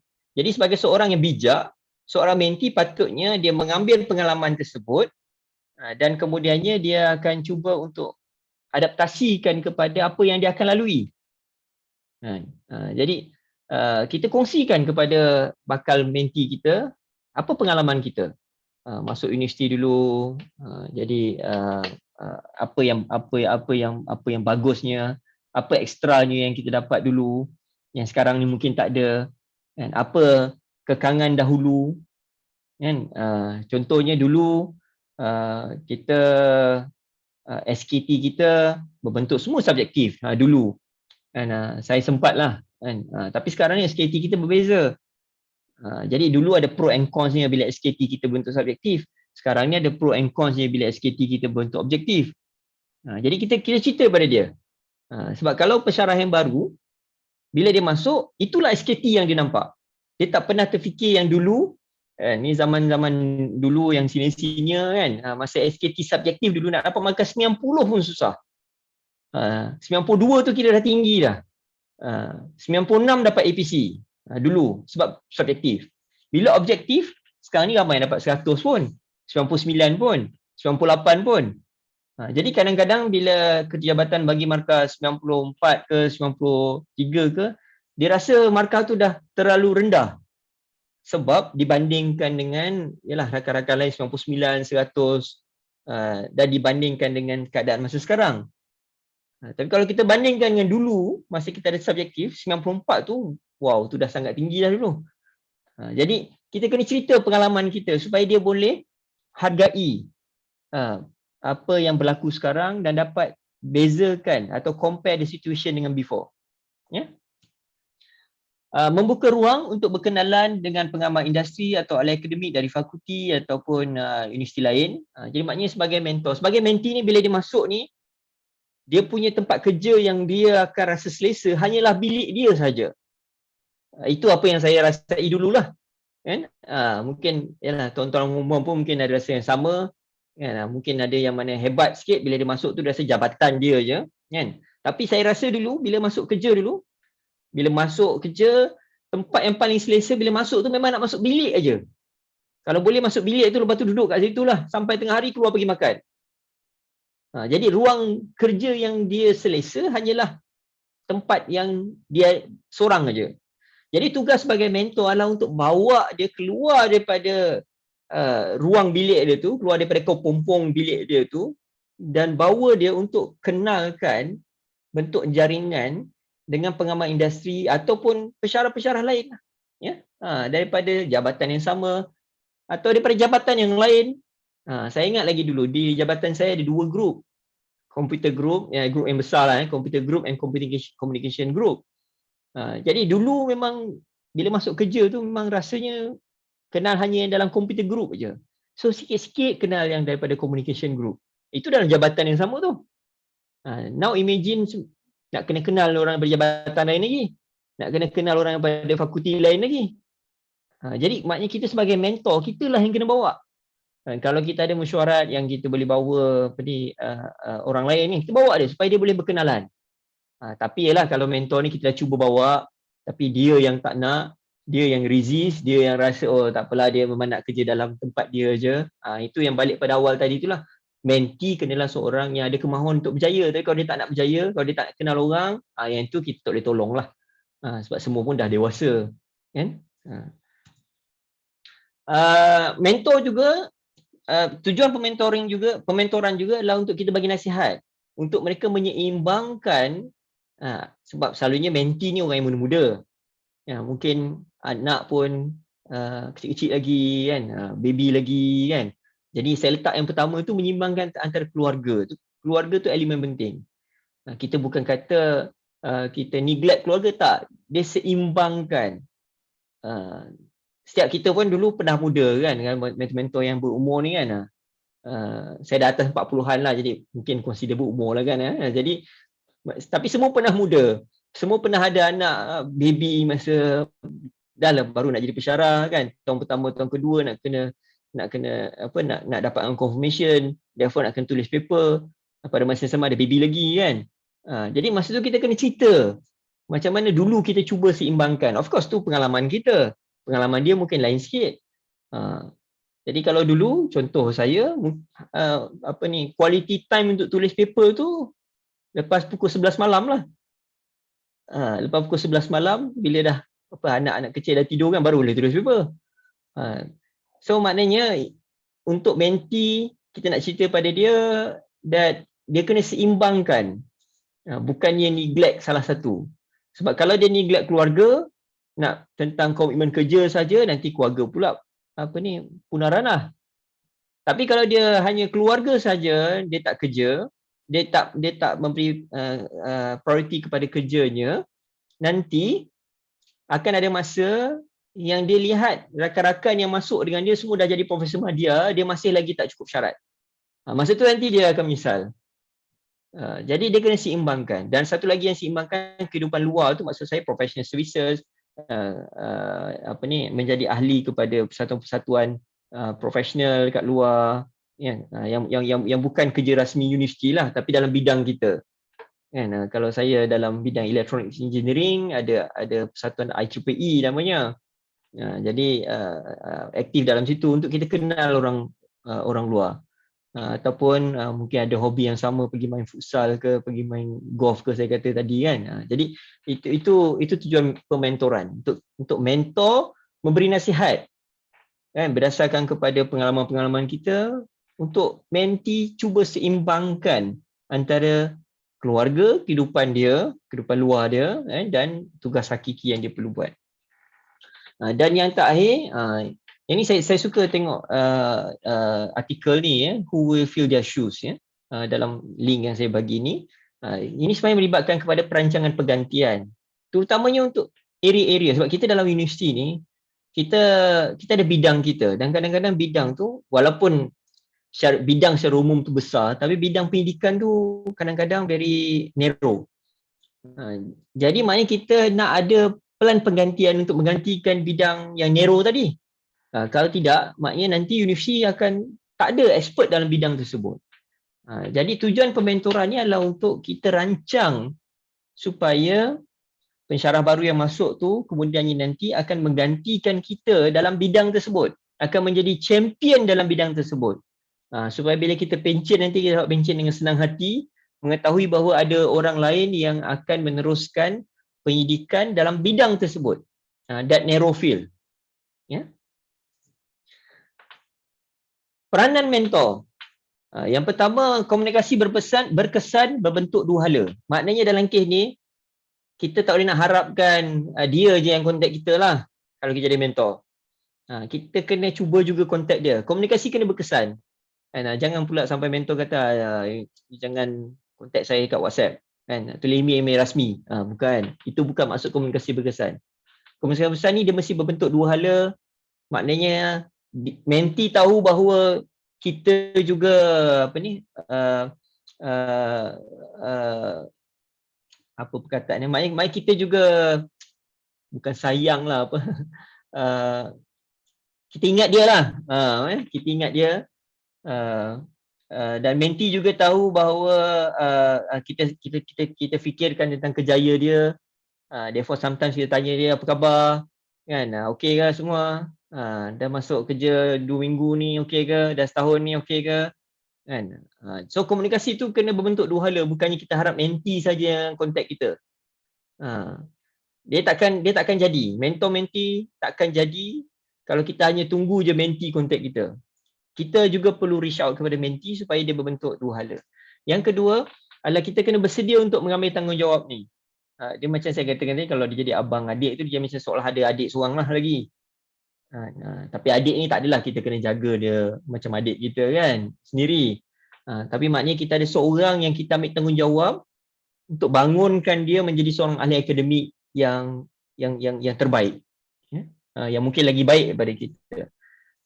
Yang ketiga, peranan mentor juga adalah untuk kita kenal pasti potensi dia dan apa kelemahan dia. So kalau kita tengok, kita rasa dia ni ada some kind of leadership skill. Jadi kita rasa okey, mungkin satu hari nanti, tak lama lagi ni, saya rasa once you dapat Profesor Madya, saya rasa anytime you jadi ketua jabatan ni, saya nampak you boleh be a good leader and be a good team worker. So kita kena pasti potensi dan kita maklumkan lah, komunikasi kena berkesan. Kita kena maklumkan kepada dia supaya dia pun tahu, oh, this is how other people look at me. Begini orang lihat saya. Bahawa mungkin ada, maknanya orang lihat bahawa saya ada mungkin sifat kepimpinan. Jadi Kalau mentor tak maklumkan kepada saya tak tahu. Jadi sebagai mentor kita kena kenal pasti potensi tersebut dan maklumkan. Dan kita juga kena kenal pasti kelemahan. Itu yang tadi tu hubungan tu kena serasi. Kalau tidak jadi gaduh ni. Kan? Jadi kita kata, okay, saya rasa saya nampak you ni ada masalah untuk you penetrate journal. Therefore, saya cadangkan at the early stage of your career ni, you pergi workshop penulisan journal dan sebagainya. Mari kita maklumkan apa kelemahan dia supaya dia boleh tambah baik. Tapi kalau kita dah maklumkan dia tak nak tambah baik, yang itu kita tak boleh buat apalah. Sebab eventually career progression bergantung pada dia, kita tak boleh lagi nak suap dia. Sebab kenaikan pangkat dan sebagainya dia. Jadi dia kena bantu diri dia. Dan sebagai mentor juga, kita kena letakkan sasaran. Okay, you habis PhD umur 26. 2 tahun, saya yakin you boleh confirm. So mungkin lagi 2 tahun, kalau you punya progress daripada tahun 1 ni, you boleh hasilkan 3 jurnal setahun dan sebagainya, mungkin after another 2 years, you dah boleh ready untuk Profesor Madya. Daripada segi bilangan jurnal. Daripada segi jaringan industri dan daripada segi jaringan dengan masyarakat, this is how you need to do it. So that selepas 4 tahun you masuk kerja tadi, 2 campur 2 tu you dah boleh Profesor Madya. Kita kena letakkan sasaran kepada dia. Dan sasaran tu mungkin lebih baik daripada apa yang kita capai. Sebab tu tadi saya kata mentor tu mesti seorang yang dia nak tengok orang lain berjaya. Ya? Jadi sasaran kena ada. Seterusnya, kita kena sentiasa berhubung dan bincang. Maknanya kena sentiasa ada masa untuk mengetih lah. Kan? Maknanya duduk bincang, macam mana. Hari tu saya dah, tahun lepas kata, tahun depan you patutnya dah apply Profesor Madya. So macam mana sekarang ni dah ready tak? So hubungan tu kena sentiasa ada. Bincangan tu kena sentiasa berlaku. Beri komen dalam bentuk membina. Jadi maknanya bila kita sebagai seorang mentor ni, kita bukannya nak kritik dia je. Bukan dalam konteks kita kritik sampai dia hilang motivasi. Kan? You ni tak pandai lah tulis paper. Saya rasa you ni patut keluar je cari kerja lain. Bukan. Komen kita tu mesti dalam bentuk komen yang membina. Kan? Saya rasa you ni ada masalah, you nak penetrate Q1, Q2 journal, you punya journal daripada penulisannya tak tunjukkan the depth. I think you should go untuk ambil workshop. Kan? Ataupun you baca saya punya paper ni yang saya dah publish sebelum ni kan. Baca and you try to improve your papers. So beri komen dalam bentuk membina. Bukannya kita tahu dia tak tahu itu kelemahan dia dan kemudian kita tembak-tembak dia lagi sampai dia hilang. Kan, sampai dia letak jawatan terus. Bukan, ya. Mentor bukannya itu tugasnya. Pada masa yang sama, mentor juga kena bersedia menerima kritikan. Kan? Mungkin mentee akan cakap walaupun Prof tulis Q1 Q2 paper, tapi saya tengok Prof tulis Q1 Q2 baru 5 tahun yang lepas. Kan, masa tu Prof dah 10 tahun kerja, saya ni baru 3 tahun kerja. Kan, dia kritik pula mentor. Kan, mentor nak tolong dikritik. Jadi tapi kita kena sedia menerima kritikan dan kita kena maklumkan bahawa okey, situasi berbeza. Kan, dahulu SKT subjektif, tak ada objektif, jadi kita pun tak tahu apa benchmark atau baseline yang universiti tetapkan. Jadi dulu mungkin Scopus saja contoh dah okey. Dan jadi bila baseline itu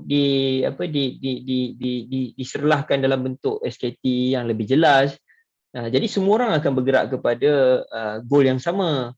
Jadi maknanya kita kena sedia terima kritikan tu. Jadi janganlah mentee lah, kadang-kadang mungkin dapat mentee yang laser sikit ke kan. Dia kena laser tu lepas tu gaduh pula kan. Jadi kita sedia terima kritikan, kita anggap dia sebagai adik kita. Kan, tak tahulah, mungkin ada yang dari 50-an dengan 20-an tu boleh anggap sebagai anak kan.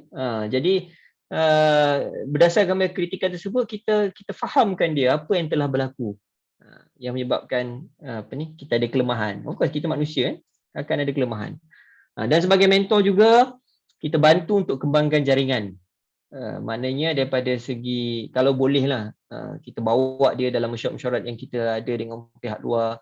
Saya ingat lagi konsultansi projek pertama saya dapat apabila mentor saya, Dr. Rahman Skandar Pencin, dia bawa saya dalam satu mesyuarat. Dia kata, okey, jom ikut saya satu mesyuarat, you jadi apa ni, jurucatit. Jadi usaha. Sebab ada satu syarikat datang engineering masa tu, syarikat tu berminat untuk buat projek dengan UPM. Dia panggil saya tu jadi usaha je. Tapi disebabkan jadi usaha tu, kemudian saya dapat menjadi ahli dalam projek perundingan yang pertama yang saya dapat di UPM. Masa tu saya ingat setahun lepas saya mula bekerja lah. Jadi sebagai mentor, kita try to emulate kita try to repeat apa yang mentor kita buat kepada kita dulu. Dan bidang pementoran ni kita kata kerja-kerja hakiki kita, contoh pengajaran.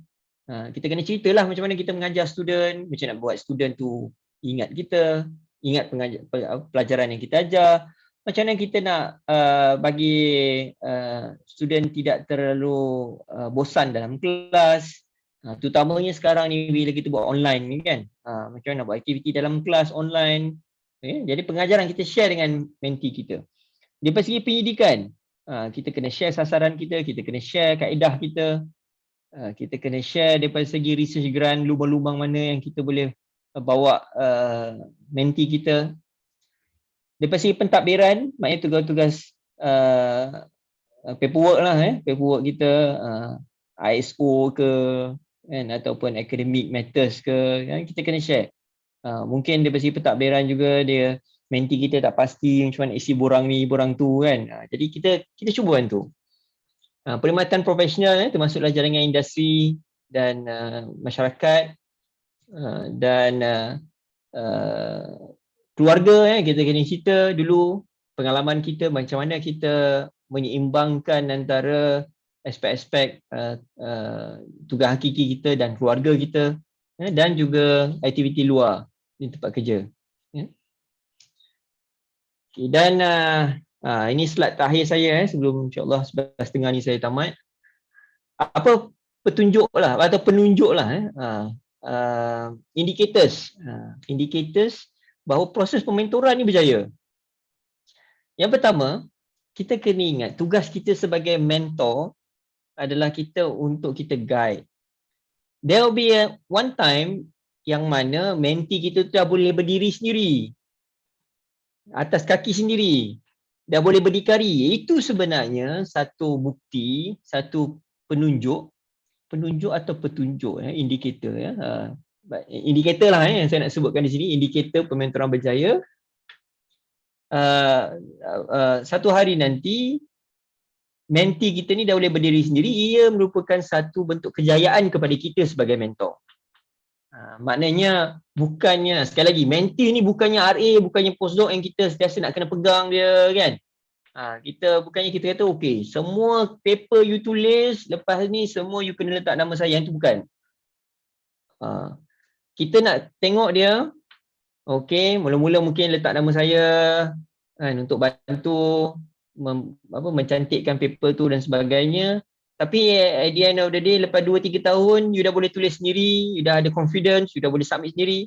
Sama juga dengan research grant. Masa mula-mula mungkin saya sebagai ketua, saya letak mentee saya sebagai ahli. Kemudian second phase, mentee pula sebagai ketua, saya sebagai ahli. Tapi seterusnya, mentee sebagai ketua, dia dah tak perlukan kita dah sebagai ahli. Maknanya dia dah boleh ada jaringan dia sendiri. Itu sebenarnya adalah penunjuk bahawa pementoran ni dah berjaya. Kan? Maknanya kita pimpin dia sampailah satu masa yang dia dah boleh fly on his or her own. Kita bukannya kita nak pegang dia sampai kita pencen. Tak. Kita nak biar dia menjadi champion. Sebab tu dia kena berdiri sendiri. Maknanya dalam banyak konteks pementoran ni, nasihat kita adalah menjurus kepada dia boleh berdiri sendiri. Dia boleh berdikari. Maknanya masa mula-mula dia perlukan kita. Lama-lama dia dah boleh terbang sendiri. Itu indikator yang kalau kita dapat mentee yang begitu, saya rasa kita akan puas lah. Kan, ya? Puas. Yang kedua, indikatornya juga adalah kita dah bawa dia sampai dia dah bersedia dah nak naik pangkat. Jadi maknanya dia mula masuk kerja, paper pun masa tu mungkin ada 2 je sebab nak grad PhD kan, graduation requirement ada 2 paper, tapi tak cukup lagi nak naik pangkat. Tapi selepas 3 atau selepas 4 tahun dia dah ready nak naik pangkat. Itu satu petunjuk bahawa pementoran kita mungkin dah berjaya, ya. Bukan mungkin lah, dah berjaya. Maknanya kita dah berjaya untuk kita bagi motivasi pada dia, dah berjaya untuk tunjukkan keperluan untuk dia cukupkan sebelum boleh naik pangkat. Atau yang lagi bestnya, yang lagi puas hatinya adalah bila dia dapat naik pangkat. Maknanya daripada pensyarakanan dapat naik Profesor Madya. Saya rasa kalau kita sebagai mentor lah, ada mentee kita yang Profesor Madya, saya rasa habis interview je, kalau hubungan kita serasi tadi tu, habis interview je, saya rasa mungkin kita jadi orang pertama yang dia contact. Dia kata, terima kasih lah bagi tips, nak jawab soalan kan, bagi angle-angle untuk saya prepare interview dan sebagainya. Dan kemudian dapatlah pula naik pangkat. Saya rasa mesti dia akan terus belanja kita makan je lah. Walaupun kita patutnya ikhlas tadi kan, tapi orang nak belanja kita terima. Ya. Jadi ini adalah satu indikator bahawa pementoran ni juga telah berjaya. Indikator yang ketiga adalah mentee kita ni berjaya menghasilkan output dan impact. Maknanya sebelum ni, contoh kalau dari segi output dan impact ni, sebelum ni kalau kita nak pergi buat projek dengan masyarakat dekat luar, kita bawa mentee kita itu sebagai mungkin mengenalkan dia lah, membantu dia kenal masyarakat dan sebagainya, tapi dia sentiasa bawah kita, maknanya kita ketua. Tapi sekarang ni dia dah boleh explore dah. Kan, kalau projeknya berkaitan dengan orang asli, dia boleh explore lah sendiri. Tak perlukan kita lagi. Kan? Dia hanya bagi tahu, okey, hari ni saya akan jumpa dengan masyarakat di sekian-sekian untuk buat projek ni. Maknanya dia dah boleh buat sendiri. Jadi itu satu petunjuk lah bahawa kita dah berjaya. Ataupun dia bersegi output, ya. Dia dah boleh apply dah grant sendiri. Tanpa ada nama kita pun. Maknanya dia dah boleh ada network dia sendiri. Jadi itu menunjukkan kita dah berjaya lah. Dan kita patut rasa puas hati, seronok. Ya. Dan seterusnya mendapat pengiktirafan luar. Maknanya contoh ada mentee kita yang mendapat anugerah akademik negara. Kita pun tak dapat sebagai mentor. Kan? Mentee kita dapat. Itu petunjuk pementoran kita dah berjaya. Maknanya kita berjaya mendidik dia, build up the profile. In fact, ialah kalau kita tahu, kalau kita ada good mentor dulu pun mungkin kita pun boleh dapat juga kan. Tapi sekarang ni kita tak dapat, tapi kita tahu bagaimana untuk kita bentuk menjadi seorang ahli akademik yang baik. Kita didik mentee kita sampai mentee kita dapat pengiktirafan daripada luar. Itu satu bentuk kejayaan kepada kita juga. Ya. Dan seterusnya, indikator bahawa pementoran berjaya juga bahawa apabila hubungan tersebut it go beyond mentor and mentorship lah. Tapi of course ini saya harap dalam bentuk profesional lah kan. Bukannya hubungan tu lebih akrab tu maksud dia kalau mentee tu perempuan belum kahwin lepas tu kahwin pula kan. Bukan itu ya. Maksudnya itulah hari raya kan, jemput datang open house dan sebagainya kan. Itu maksudnya.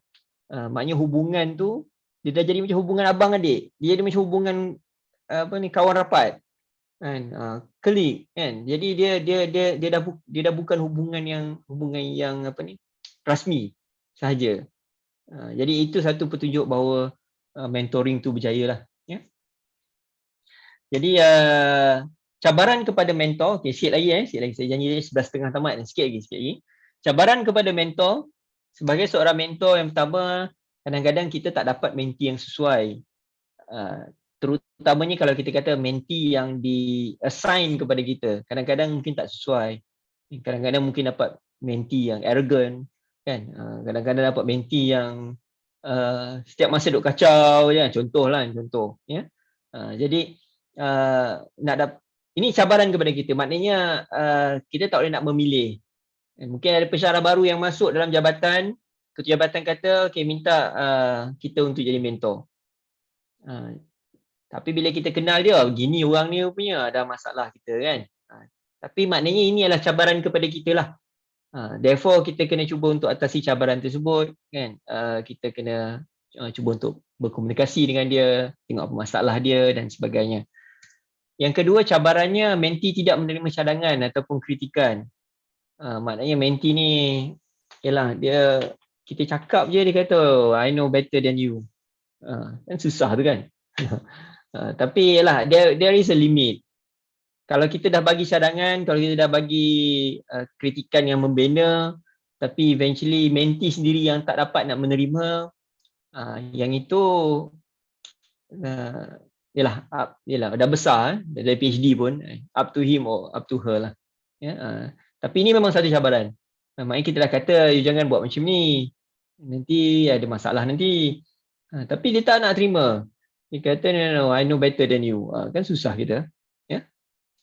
Yang ketiga, menti tidak berdikari. Yang ni pun ada masalah juga. Kadang-kadang ada pensyarah-pensyarah yang belum matang lagi masa mereka masuk dunia akademik ni. Jadi analogi saya masuk hutan tadi tu, bila dah hutan tu dia nak pegang tangan aja, tak nak lepas-lepas. Kan? Kita nak lepaskan dia sikit-sikit supaya dia berdikari.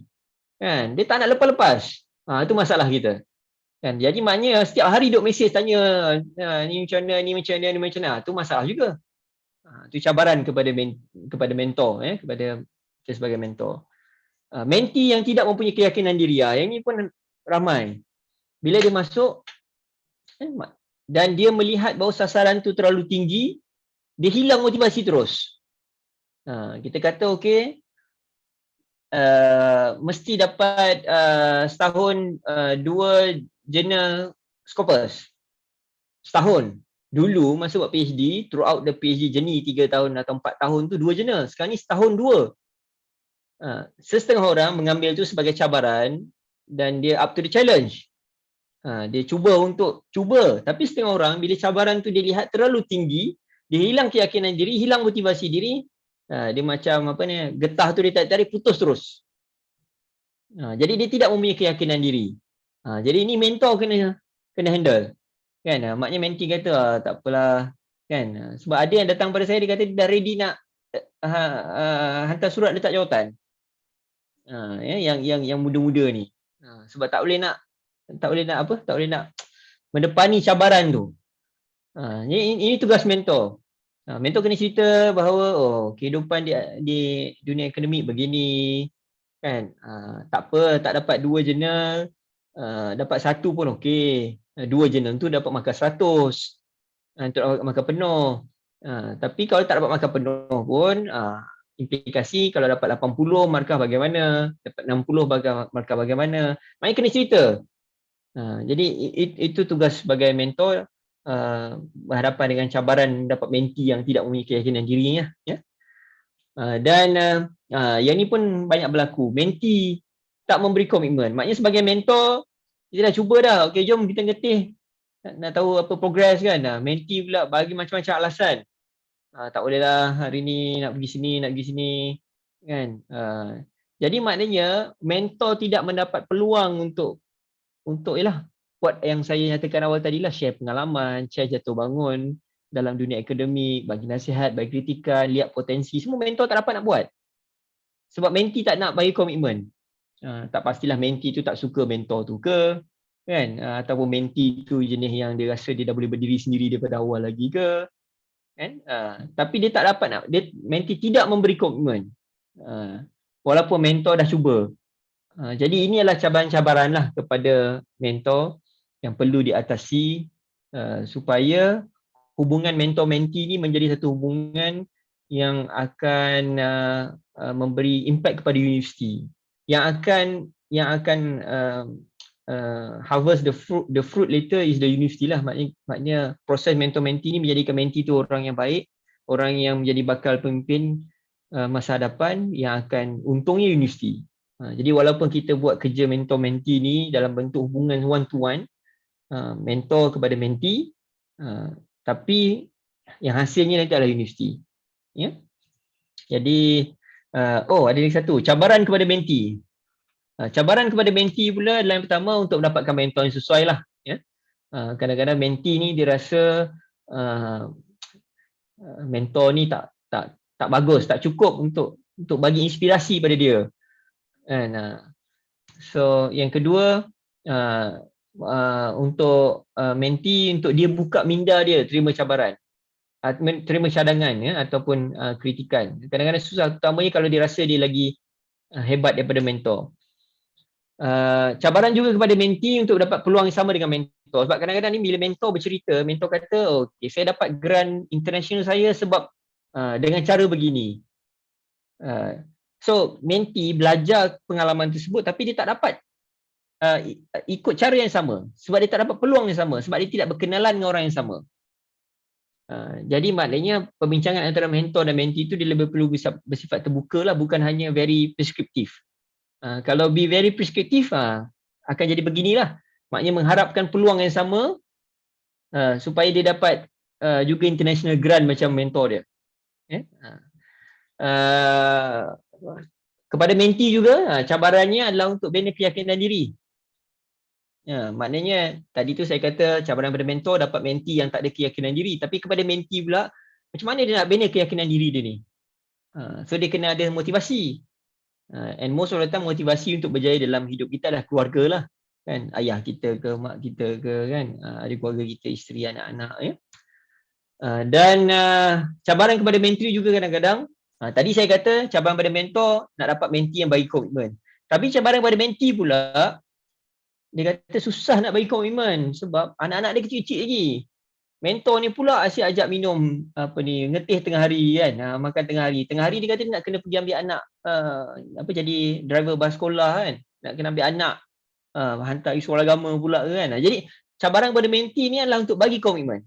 Maka kena adalah komunikasi yang baik antara mentor dan mentee supaya mentor faham kekangan mentee dan mentee juga cuba untuk bagi komitmen. Mungkinlah tak boleh minum tengah hari, tapi boleh tak pagi sekejap, kan, ataupun petang sekejap, kan. At least ada komunikasi tu, ada peluang untuk berkomunikasi. Jadi secara rumusannya yang pertama adalah pementoran adalah proses penting dalam institusi akademik. Kita selalu cakap ni mentor mentee, kan.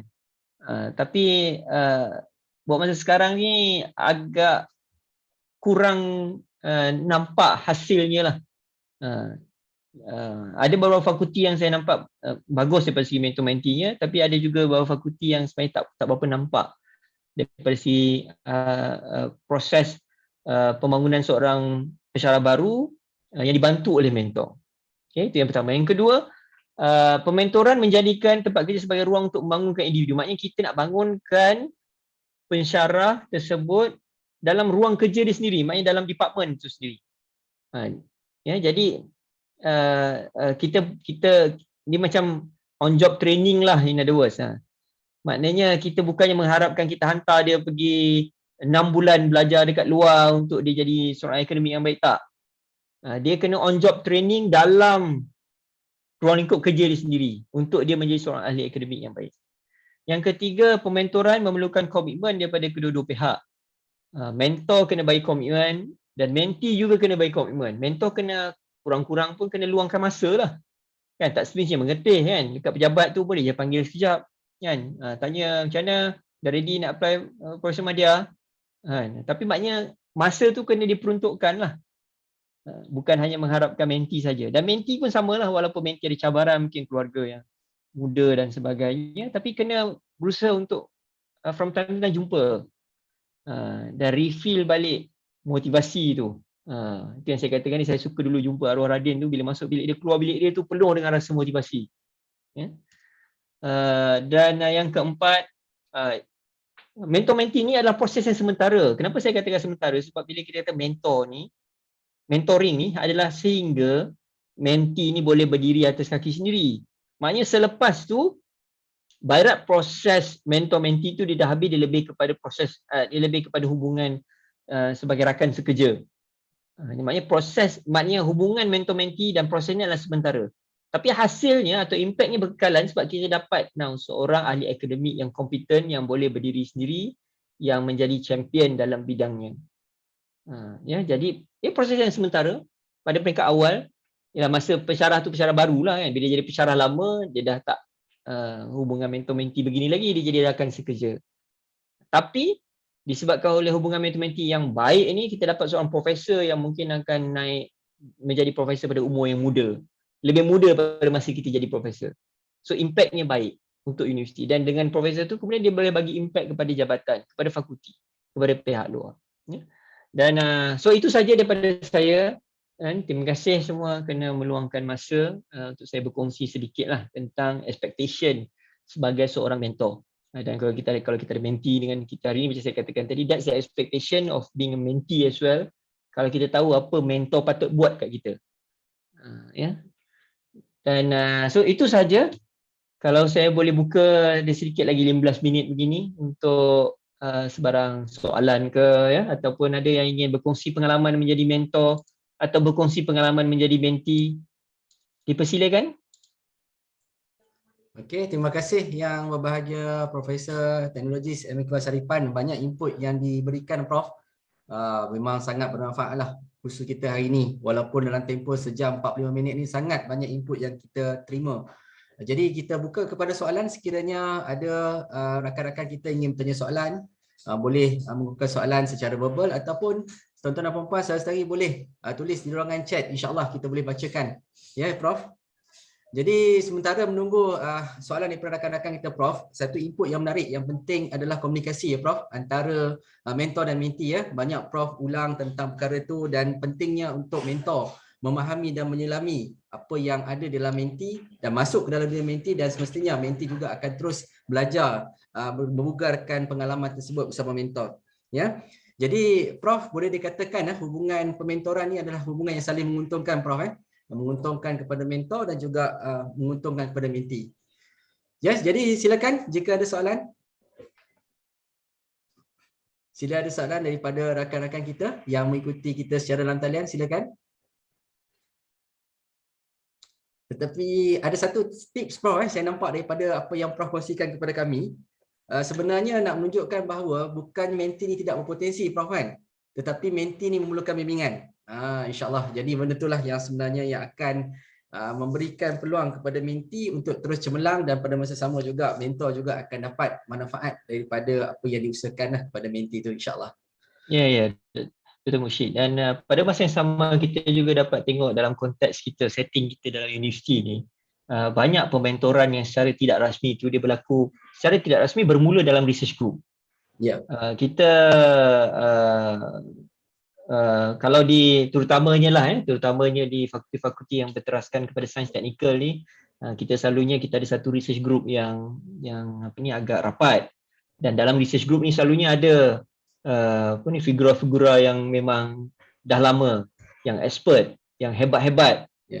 Jadi secara tak langsung pensyarah-pensyarah baru yang masuk dalam research group tersebut tu dia akan melihat figura-figura ni, pensyarah-pensyarah, profesor-profesor yang hebat-hebat ni sebagai mentor, dan secara tak langsung dia nak try to follow lah apa yang kejayaan-kejayaan yang dia dah dapat. Jadi dia sebenarnya boleh bermula dalam entiti sekecil research group, sehinggalah sebesar-besar antara institusi. Maknanya mungkin mentor saya datang dari UKM kan, dan kebanyakan ini banyak berlaku juga kalau katakanlah kita ada pensyarah yang grad daripada local universities. Contoh masa buat PhD dulu, buat PhD kat UKM, jadi kita dah kenal orang UKM. Jadi secara tak langsung bila kita menjadi pensyarah di universiti ni, kita juga nak tahu kalau di UKM buat bagaimana. So kita ada mentor secara tak rasmi daripada UKM. Dan yang ini maknanya kita jangan ada limit kita lah. Daripada sekecil-kecil research group sehinggalah sebesar-besar antara institusi. Ya, betul Prof. Saya ingat lagi kata-kata Prof tu, dan saya sempat abdikan apa yang Prof ungkapkan dalam pementoran ni di dalam majalah Sedang Sun. So waktu itu saya menulis artikel tersebut pada tahun 2017 dan saya menceritakan kejayaan Prof di usia muda yang mana ada mentor, sebenarnya menjadi inspirasi juga kepada kita semualah warga Universiti Putra Malaysia, insya-Allah. Baik, kita ada soalan ya Prof daripada saudara Ahmad Iqbal Abdul Raziz ya. Iaitu apa tanda-tanda mentor-mentee itu tiada chemistry? Silakan Prof. Oh, okey. Terima kasih Dr. Faizal. Kalau kita melihat chemistry ni lah, chemistry ni sebenarnya dia maknanya hubungan dia tu dia bukan hanya berbentuk hubungan yang formal je. Hubungan yang ada keserasian tadi tu. Jadi kalau tanya saya apa tanda-tandanya adalah kalau salah satulah antara mentor atau mentee ni sentiasa mengelak. Maknanya kita kata kalau dalam kalau hantar WhatsApp tak ada nak reply. Kalau tanya boleh tak saya nak call, senyap. Tapi bila jumpa dekat office bertembung barulah jumpa. Maknanya hubungan tu dilihat sebagai satu yang membebankan antara salah satu pihak lah, sama ada mentee ataupun mentor lah. Yang itu mungkin banyak yang berlaku kalau pementoran tu dibuat secara pelantikan yang rasmi tadi tu. Sebab pelantikan rasmi dia ada tanggungjawabnya. Therefore kita kena ada dua-dua, satu yang rasmi, satu yang tidak rasmi. Dan bila yang tidak rasmi ni kita kata kadang-kadang actually we do not need to spend much time pun, tapi kadang-kadang bila kita ada masalah dan kita kongsikan kepada mentor kita tu, dia willing untuk bagi nasihat. Dan untuk mentor pula from time to time dia akan nak rasa tahu apa perkembangan mentee tu. Jadi dia just tanya, so macam mana tahun ni dah cukup ke jurnal untuk SKT tahun ni? Jadi hubungan tu bila dia lebih bersifat tidak rasmi begitu kan, dia boleh say hi bye bye macam tu, yang tu saya rasa satu bentuk tanda bahawa hubungan mentor-mentee tu berjaya. Tapi kalau dia tidak berlaku, maknanya tak ada chemistry lah. Dia terlalu berkira kan. Jadi maknanya untuk mentor ni dalam kepala dia tak teringat langsung yang dia ada mentee tu. Dia tak teringat langsung dia ada seorang lagi adik tu. Jadi maknanya setahun tak mesej kan. Tiba-tiba je tahu mentee dia dah naik Profesor Madya. Masa tu baru dia claim ni I punya mentee lah ni. Tu tak betul lah tu. Ya. Okey, terima kasih bagi Prof. Kita ada satu soalan lagi Prof, daripada Profesor Dr. Jadila. Dr. Prof Jadila pun ada kat sini Prof kan. Bagaimana nak wujudkan pementoran bahagian pentadbiran? Soalan yang menarik tu Prof. Okey. Terima kasih Prof Jadila. Saya itulah dia pasti pentadbiran ni pada saya kita di universiti ni pentadbiran ni kita consider sebagai satu amanah atau tanggungjawab. Maknanya bila kita tak amanah ni, bila kita diberi, kita kena buat betul-betul. Maknanya bila kita tak ada tanggungjawab kita adalah tanggungjawab tugas hakiki. Jadi kalau dalam konteks mentoring untuk pentadbiran ni, saya selalu melihat bahawa di peringkat jabatan perlu memainkan peranan apabila kita ada contohlah penyelaras di peringkat jabatan, yang mana dengan menjadi penyelaras ni adalah satu amanah yang mungkin consider kecil tapi testing ground. Sebab kita ni rambut sama hitam, hati lain-lain, ability juga lain-lain. Tak semua orang yang mungkin sesuai untuk menjadi, dalam universiti kita ada dua jenis pemimpin ya. Kita boleh kata satu academic leaders. Academic leaders ni maknanya kita menjadi leader dalam bidang akademik kita lah, maknanya kita jadi seorang educator yang hebat, pendidik yang hebat dan sebagainya. Satu lagi adalah institutional leaders. Institutional leaders ni adalah pemimpin institusi. Menjadi pemimpin akademik tidak semestinya menjadi pemimpin akademik yang baik, tidak semestinya menjadikan seseorang tu pemimpin institusi yang baik. Maknanya being an excellent academic leader doesn't mean someone or somebody is a good institutional leader. However, untuk menjadi seorang pemimpin institusi yang baik, dia perlulah menjadi seorang pemimpin akademik yang baik. Kan? Sebagai contohnya, nak menjadi seorang dekan, sebab Prof Jadila daripada vet kan, jadi seorang dekan vet, dia mestilah seorang profesor vet yang dihormati. Barulah dia boleh jadi dekan vet yang berkesan. Contohnya begitulah. Maknanya untuk menjadi pemimpin institusi perlu menjadi pemimpin akademik yang baik. Takkanlah sebagai contohlah timbalan dekan pendidikan. Takkanlah timbalan dekan pendidikan yang dia pemimpin ya, dia sendiri tak tulis paper. Contoh ya. Jadi maknanya dalam membentuk pementoran untuk pentadbiran tu, pada saya pementoran untuk hakiki itu perlu berlaku dahulu dan perlu berjaya, dan pada masa yang sama ketua jabatan akan memulakan pementoran pentadbiran dengan memberikan pensyarah-pensyarah ini peluang untuk mereka membawa satu amanah yang di peringkat jabatan, menjadi penyelaras pelajar di peringkat jabatan ke, menjadi penyelaras pendidikan jabatan ke, penyelaras program akademik master kerja khusus ke, supaya kita dapat tengok komitmen yang mereka boleh bagi untuk pentadbiran. Jadi nanti apabila seseorang tu dia dah berjaya menjadi pemimpin akademik, maknanya teaching dia dah hebat, pendidikan dia dah hebat dan bagaimana dan seterusnya. Kemudiannya nanti dia mungkin boleh jadi seorang calon ketua jabatan yang baik. Tapi kalau kata dia sendiri tak tulis paper, macam mana dia nak menjadi ketua jabatan, dia nak suruh anak-anak buah dia tulis paper. Jadi pada saya, setting kita dalam universiti ni, kita perlu melihat pementoran pentadbiran tu bermula daripada pementoran akademik, dan kemudiannya sikit-sikit kita akan bawa pensyarah-pensyarah baru tu untuk memegang jawatan-jawatan amanah-amanah yang bersifat kecil dulu di peringkat jabatan, dan kemudiannya nanti mungkin akan menjadi penyelaras dan sebagainya, untuk kita lihat komitmen dan untuk kita melihat ability dia untuk terus dikembangkan menjadi pemimpin institusi, institutional leader. Sebab kita, macam saya kata, setting kita di universiti ni kita ada dua jenis leader. Academic leader, maknanya orang yang hebat walaupun dia tak pegang jawatan pentadbiran, tapi dia sangat dikenali di peringkat luar. Itu nama dia academic leader. Institutional leader adalah orang yang pegang jawatan pentadbiran dan dia juga pada masa yang sama adalah merupakan institutional leader. Ya. Okey, terima kasih Yang Berbahagia Prof Iqbal. Ada pandangan daripada Yang Berbahagia Profesor Datin Paduka Dr. Khatijah Muhammad Yusof bersetuju dan mencadangkan untuk kursus pentadbiran dan kepimpinan kepada pemegang jawatan pentadbiran. Bagaimana pandangan Prof? Ya, betul. Datin Khatijah, saya sangat setuju. In fact, sebenarnya dalam succession planning unit di pihak pendaftar, memang kita telah terapkan bahawa daripada segi khusus, maknanya memberi pendedahan kepada pensyarah, memang perlu dua elemen ini, iaitu elemen berjaya sebagai seorang pensyarah dan juga khusus-khusus pentadbiran untuk mereka bersedia sekiranya dilantik sebagai seorang pemimpin di mana-mana peringkat. Sebab kita tak nak juga, sebagai contohnya, apabila seseorang tu dilantik jadi ketua jabatan, dia sign, ni pernah jadi banyak berlaku lah, dia sign apa yang dia tak patut sign, kan? Contoh pasal kewangan dan sebagainya. Jadi kita nak kena readykan dia juga. Dan memang ada beberapa kursus yang saya rasa pihak pendaftar dah mulakan untuk dekan-dekan, dan selepas ni akan dikembangkan sehingga ke ketua jabatan, maknanya calon-calon, talent pool.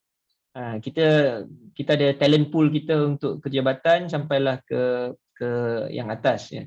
Jadi yang ini saya harap mereka akan teruskanlah nanti untuk memberi kursus-kursus, ya, pemantapan sama ada dalam bentuk prosedur-prosedur pentadbiran ataupun actually untuk mengenal pasti kepimpinan diri masing-masing. Terima kasih. Okey, terima kasih Yang Berbahagia Prof Iqbal. Terima kasih kepada Dr. Faizal Abdul Rais, Profesor Dr. Jalil Abu, dan juga pandangan daripada Datin Paduka Khatijah Yusof. Terima kasih Prof Datin kerana sudi bersama-sama kita pada pagi ini. Jadi kita telah menjengah kepada pukul 12.30 hari. Jadi saya mengucapkan ribuan terima kasih kepada semua peserta-peserta kita yang bersama-sama dapat mengikuti kursus kita dalam talian yang disampaikan oleh Yang Berbahagia Profesor Teknologis Dr. Iqbal Sharipan. Saya disediakan pantun untuk semua yang bersama-sama kita pada hari ini. Angkut-angkut terbang tinggi, mati disambar si burung merbah. Biar bertangkup bumi dan langit, namun semangat kita untuk ilmu tidak akan berubah. Terima kasih kepada semua peserta, dan untuk Prof Iqbal, saya juga sediakan 2 rangkap pantun Prof Iqbal. Ikan semilang, ikan keli. Our appreciation just for you only. Terima kasih banyak-banyak Prof Iqbal atas perkongsian ilmu, insya-Allah. Jadi saya ingin mengucapkan terima kasih kepada semua. Jadi kita doakan supaya apa ilmu yang kita dapat hari ini diberkati dan dirahmati Allah SWT, dan semoga UPM akan terus gemilang, akan terus cemerlang insya-Allah. Terima kasih kepada semua. Saya mohon maaf atas salah dan silap, atas kasar bahasa dan sebagainya. Apa yang baik datang Allah SWT, yang buruk tu datang daripada kelemahan saya. Terima kasih yang bagi Pak Iqbal. Jumpa lagi insya-Allah daripada sesi yang akan datang. Terima kasih pihak KIT. Kita jumpa lagi. Assalamualaikum warahmatullahi taala wabarakatuh. Terima kasih.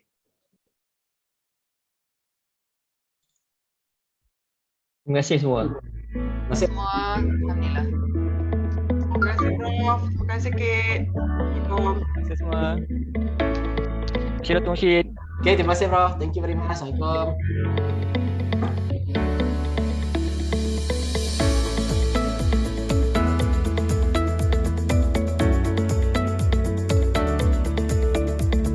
Terima kasih.